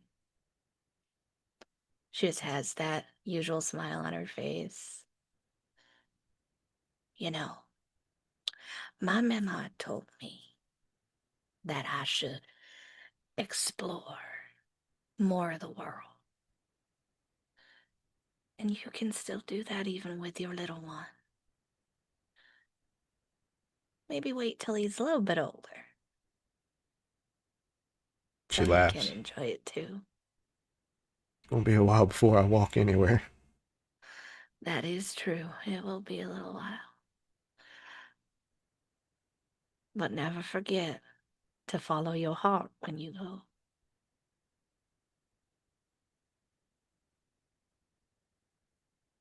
Thank you, Opal. Always keep that charm with you too. I will. You remind me a lot of home, a lot of my family I had to leave behind. But like a better version of them, you know? Well, if you ever find yourself in the Appalachia feel free to find me. Just might. I might be a little older then, but feel free to find me. I just might. And then she looks at Papa Harlow, and I don't think she says anything to him. I just think she kind of bows her head at him before she turns and goes to a door. And as Opal opens her door, what do we see on the other side?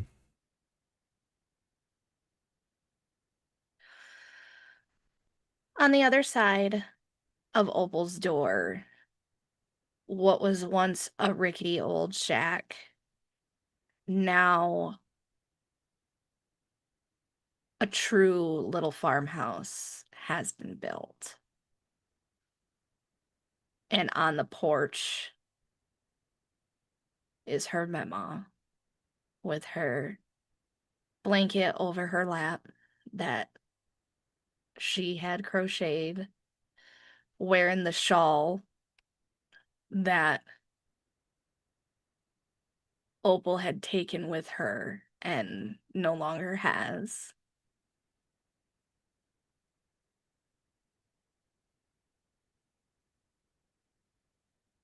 And with everyone there,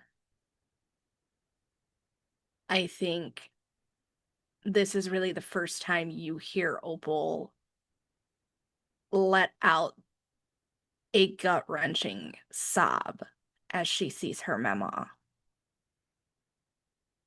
And there is no fear. She bolts.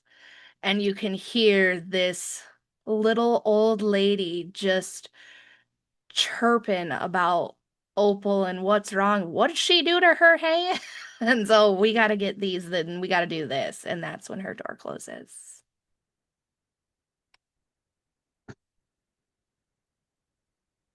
What else? I can go next.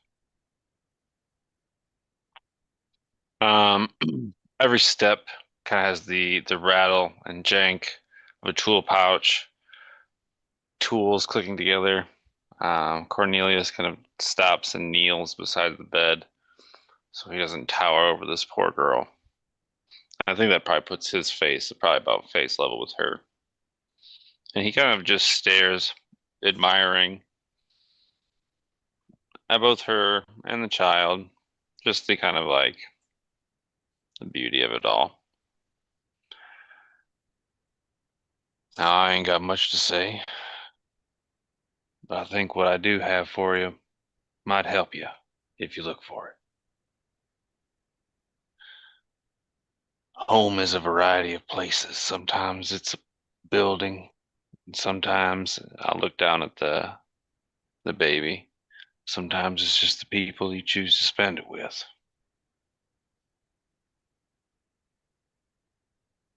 We get to choose where that place is.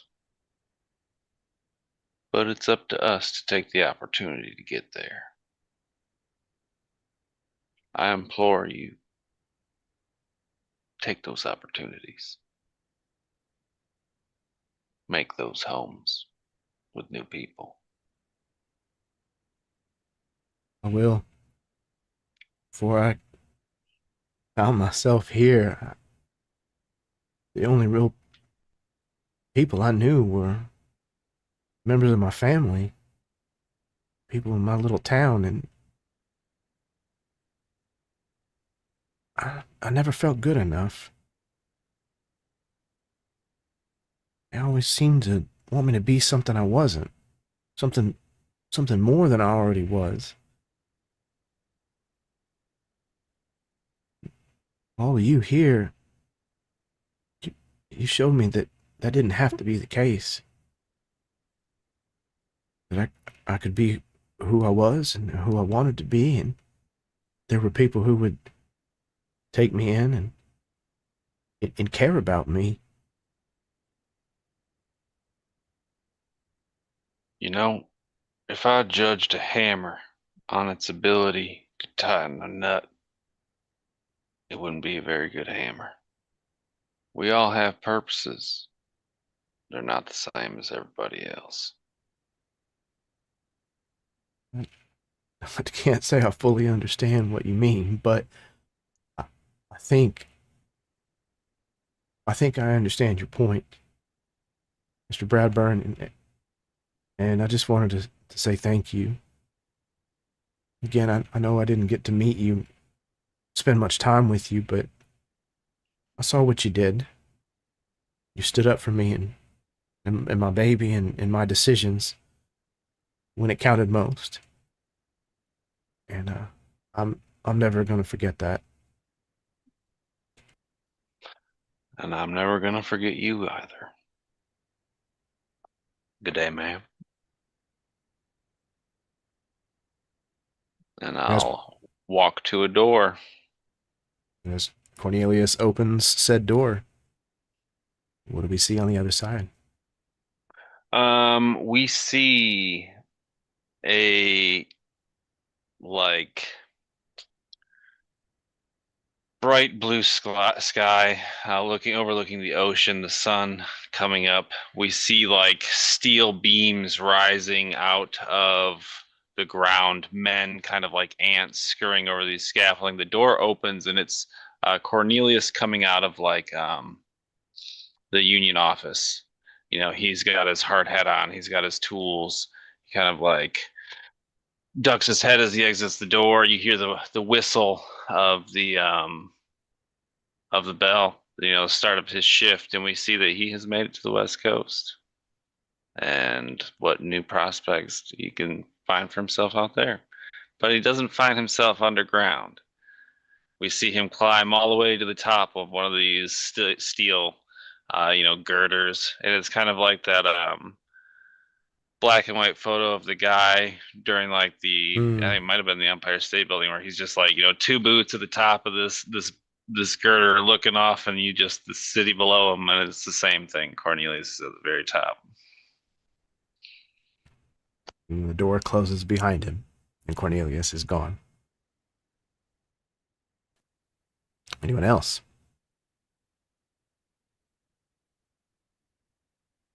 I think Freddie will look to you, Sam, kind of give you a nod and say, safe trails, Gumshoe. Looks at Patterson. You too, you asshole. He's gonna walk over to Casey. I think he keeps a little bit of distance and kind of like squats down with this like creaking of iron joints and this groaning of wood. And he looks at this baby and he looks up at Casey and says, to be honest, I don't feel especially qualified to be giving advice of any kind given my situation, but I think what I learned is that endings, they don't have to be bad. You know, when sometimes if you're lucky, if we're lucky, you can pick what that ending is, and more importantly, you can pick what comes after. So whatever choice you make, it doesn't mean it has to be the final choice, Casey. As long as it's your decision, that's what counts.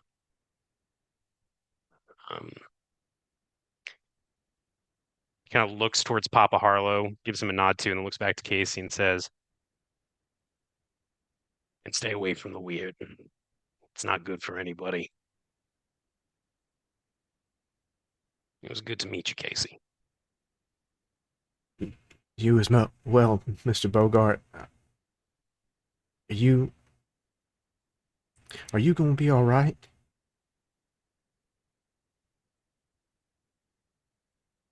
Thinks about it for a moment, and then he locks eyes with her and says, I made my choices, Casey. And I gotta face the music. That's life.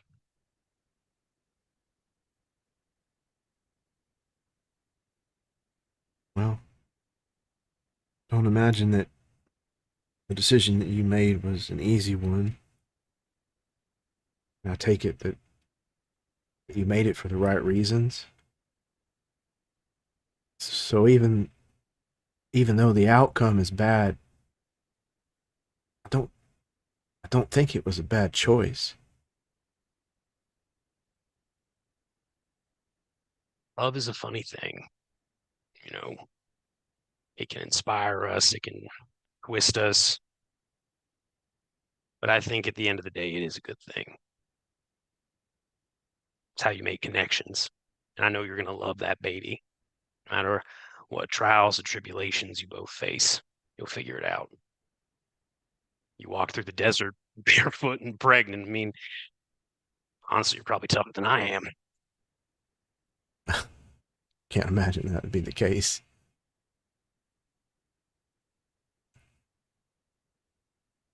Keep yourself safe, Casey. You and the little one. And he will stand up, and he'll look towards the door, and he will start to walk. And I think as he walks, he starts to hum the melody of That's Life under his breath. The door opens, and we see an endless cornfield bathed in the crimson light of a harvest moon at night. And I think there is this like barely distinct figure, looks like a very tall woman, and unnaturally tall woman, but it's just the silhouette, and there's a beak and these eyes just watching and waiting. And I think despite himself, Freddy finds himself walking through this door. And I think as he steps closer and closer to the looming specter of the Corn Mother, he will take this locket around his neck one last time, look down at this charcoal sketching of his wife, and just say, I love you, baby. And as he continues getting closer and closer, I think his legs fuse together into a single wooden post. The animation leaves his body, and he just stretches out into the pose of a scarecrow as life fades from him. His eyes become buttons. There's this wide-brimmed straw hat, and that is the last that anyone sees or hears of Fightin' Freddy Bogart. It's a single caw from a crow, and the door slams shut.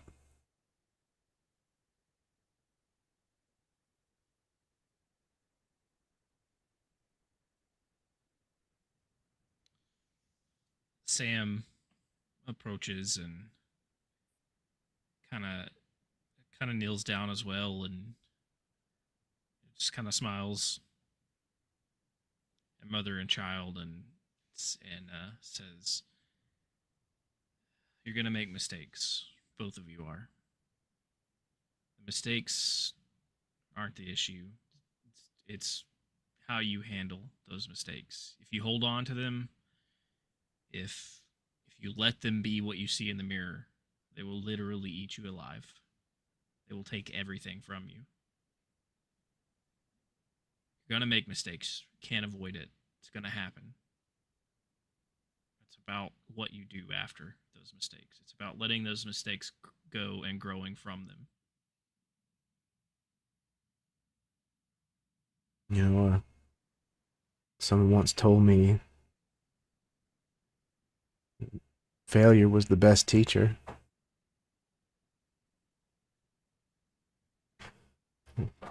Monuments know I've made enough mistakes in my own life. I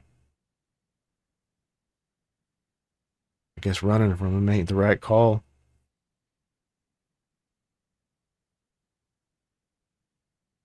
No, running from them will take everything from you.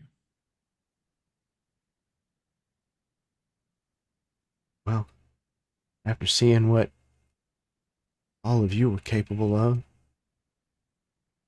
on behalf of a total stranger, no less, I reckon I can probably survive just about damn near anything. Just gotta keep my eyes open, my ears to the ground.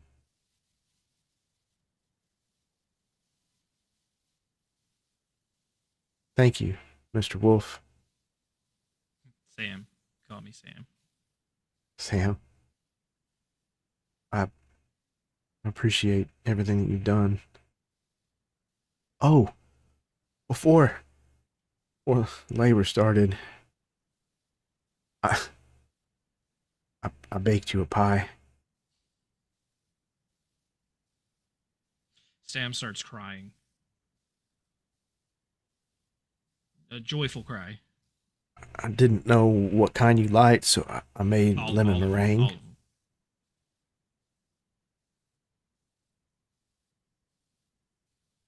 You look over, and sure enough, there's an entire pie, lemon meringue pie, sitting not far off from the bed, kind of on a table, but the table's kind of like floating in this space void right beside a door.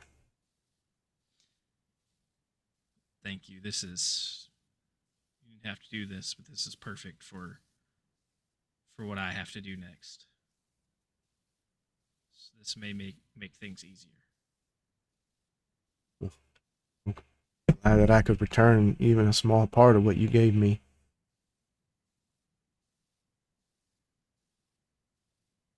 And I think Sam stands up and walks over, picks up the pie, walks to the door, and I think this door just looks mundane at first, and then when Sam grasps the handle, we see that office door again with the glass, and it's not broken this time.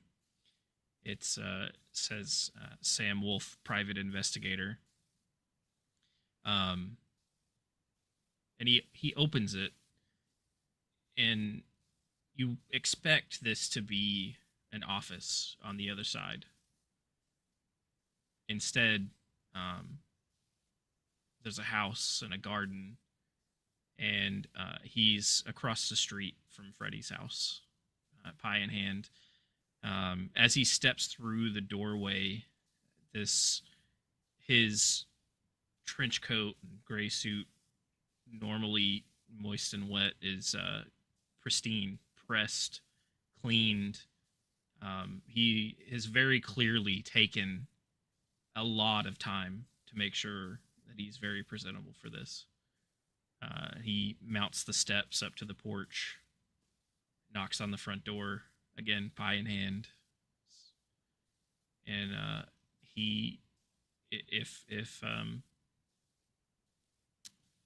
if Freddy's wife allows him and speaks to him, he will share this pie and perhaps, hopefully, some coffee and tell Freddy's story. I think we hear the door start to open, and just as the door that we saw him pass through closes enough that we can no longer see, we hear, well, hello, who are you? And then the door closes.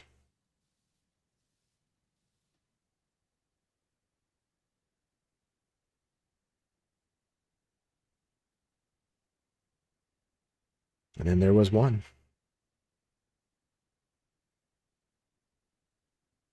So, as Patterson had stood there looking at the group he'd been in this weird place with, and he took one more look at them as they walked through the door into the hotel. And Patterson then turns back and sees his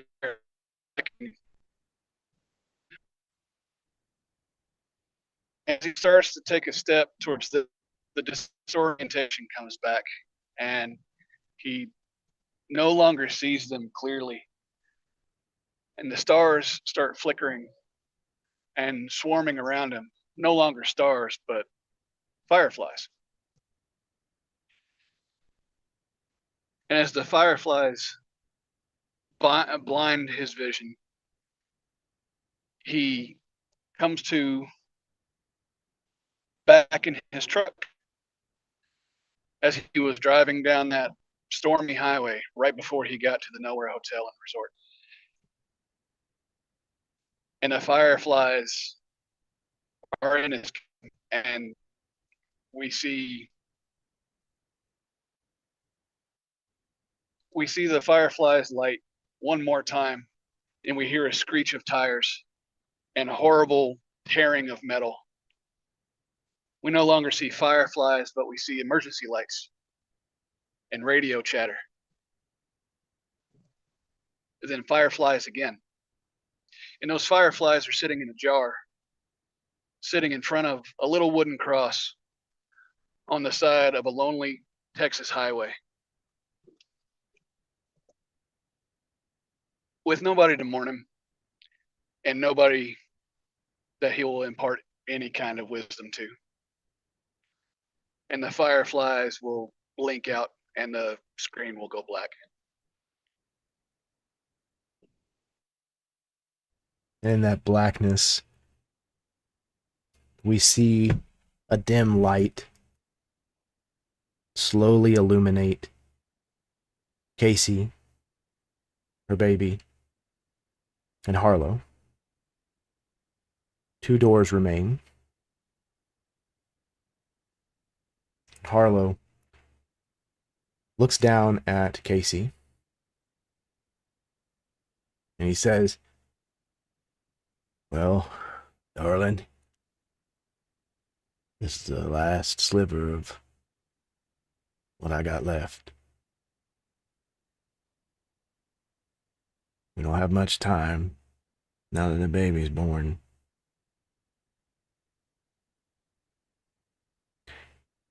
Something new is starting. We had our time. Now it's time for us to rest. So, when you came here, you had a choice you had to make. Become a star or start a family."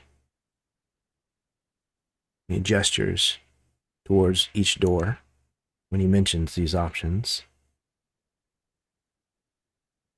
She looks at her baby, and she looks back up at Papa Harlow. She shakes her head. And as she shakes her head, a third door materializes. And in a defiant voice, she says, "I'm gonna do both." We see the jukebox one last time as it selects a final record and plays a chart-topping song not yet written. "Out of Nowhere" by Casey Allison.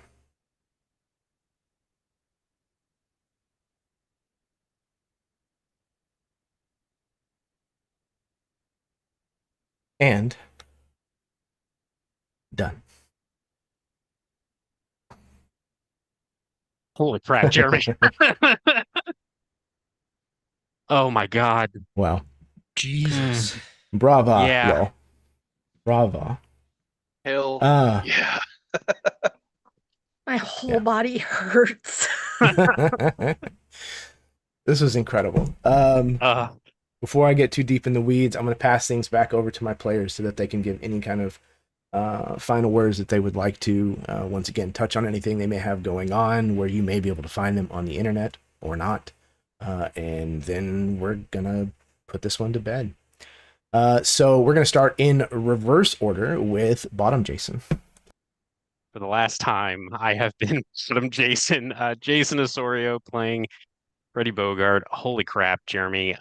As always, amazing work. Thank you so much for having me and for having just such a wonderful group of folks to pull from. Thank you to all my fellow players.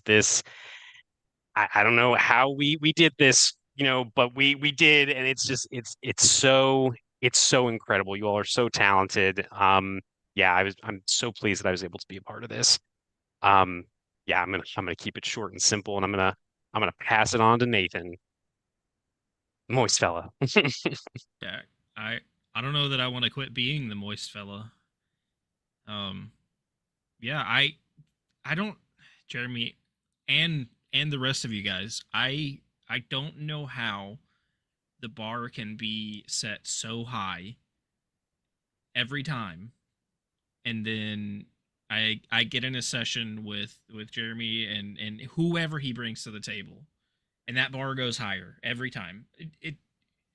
almost, if not every time I come to this table, I get a new favorite game I get to be a part of, and this one is tops, way up there, way up there. I Karen, Sarah, don't stop crying at the table, but I cannot handle looking up and seeing the two of you crying while I'm trying to role play. It was killing me. Yeah, but I'm at a loss. I'm saying a lot of words, but I'm also at a loss for words. So I'll just throw it over to Baron, and so I can stop talking. I'm Baron. I didn't talk while muted today, so that's an achievement. You can find me here sometimes. Honestly, you can find me elsewhere. I'm gonna send it up. Sarah? I want all of you to know that you all have hurt me. It was good though. I loved it. It was so good. Alice Xan on all the socials, Sky Metal All Your Gods, every other Tuesday on Mini Terrain Domain. This was so good. Oh my god. My guys, every time I play with anybody on Jeremy's channel, it's always a blast. But the few that I play with a lot on this channel, I love you guys. I love you guys so much. And I love how Jeremy can just get a group together and somehow we all just mesh like so well. I love this. And Baron, this is a fantastic setting. This was great. I love this. With that, I'm going to give it to Top Jason. Oh man, decompression. Yeah, no, I gotta echo everything that my fellow players have said. This was a journey. It had been a minute since I played any kind of TTRPG. And life is gonna life. But this is the kind of game that like just reignites a just love of storytelling. And being able to share that obvious passion with like everybody at the table is just one of the real joys of life for me. So thanks everybody for everything on this game. My name is Jason Smith. You can't really find me anywhere because again, I work too much. But I am hoping to put together something along the lines of hunting some vampires soon. So stay tuned for that, I think. With that, I will pass it over to the very esteemed Karen, somebody I'm super glad to call a friend. Thanks, Jason. It's so good to play with you again. It's been a long time. So this was quite the treat. And as for all the rest of you, it's a treat. It's very much, I love role playing with all of you. Yeah, I got really heavy there at the end, and I'm gonna go grab a tissue box and just let it out. Tissue box and ice cream. Yes. Yes, very much yes. This was so great. Thank you, Jeremy, for bringing us all together and having us tell this story. And Baron, thank you so much for having this fevered dream that became Elsewhere because it is amazing. I love it so much. Yeah, I don't have a lot to say. I'm choking up anyway. I'm gonna pass it on to you. Here for Elsewhere. That echoing everybody. Baron, you hit some gold here, man. Yeah, I absolutely agree. Thanks, Cal. I don't know. It was The a fever muse. dream. It was a fever dream. The muse is is a strange, lovely creature. Ah, but she's so fickle. It's true. It is very true. And I pursue her so far. God damn, bro. Yep. No, man, for real. Like, again, there's so many really fun and interesting IPs out there. And I definitely like getting to run these kind of like short form games in other people's IPs. It gives me a chance to kind of explore like what I find interesting about them, or like an interesting idea that crops up that I think fits that particular setting. So I deeply appreciate you letting me take your very new little baby out for a spin. And I'm really eager to see what else you might do with Elsewhere. I don't think I'm done with Elsewhere. I know I'm not. I have at least a couple of other ideas that I'd like to explore at some point in the future. This was a complete and utter joy to run. This game was incredible. I mean, I knew when I selected all of you as players that you were all going to be, incredible. That's a given at this point. But the places we were able to explore in this game in particular felt a lot more like they came with a lot more responsibility to treat them correctly, to give them the proper amount of gravity.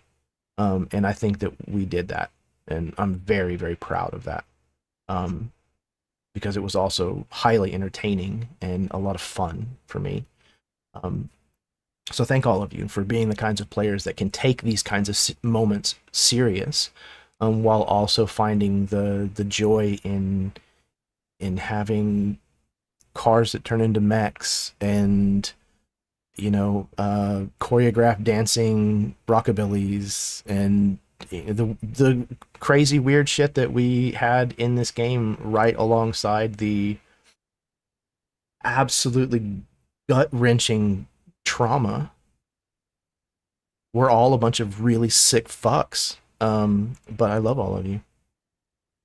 So thank you for coming along on this ride with me. I appreciate your patience and the fact that it stretched from a trilogy into, what it was. Yeah, I love you all. Speaking of love, thank you for anybody who is out there and happened to watch this game, whether you watched it along with us and maybe cried with us. Thank you for those who watch it in the future. Thank you for those who watch it in the past. It deeply, deeply moves me that there are people who find entertainment here on the channel and that come along these rides with us. So yeah, thank you. If you did enjoy what you saw, then do all the stuff that the YouTube algorithm likes to see. Hit the like button, subscribe, watch other stuff on the channel, share the link for this game out with other people, talk about it. Play Cortex Prime. It's a really badass system. You can do a lot of really crazy, fun stuff with it. And yeah, play Elsewhere. Like, run a game in the setting. It's a really, really unique, really fun setting. Yeah. Can't think of anything else. So remember that kindness is a free action. It costs you absolutely nothing to be kind to someone else. And again, that's how we change the world. That's the secret right there. It doesn't get any more complicated than that. If you lead with kindness, it will change the world. And it costs you absolutely nothing to put kindness out into the world, to put that positive energy out there. And it might counteract negativity that's already out there, which there is a ton of. So, again, that's easy math. So, go out there, be good people. Be nice, fuck ice. We don't need more fascists. That's something we don't need more of. So, Fuck ice. if you're a bootlicker, then fucking get bent. All right. I think we're done. So, I hope everybody had a good Friday. Whether you celebrate that or not. I hope it was still a good Friday. And that you have a kick-ass weekend. All right, we're going to go ahead and get out of here. Thank you all. Love you. Until next time, may your dice roll high and your snacks always be within reach.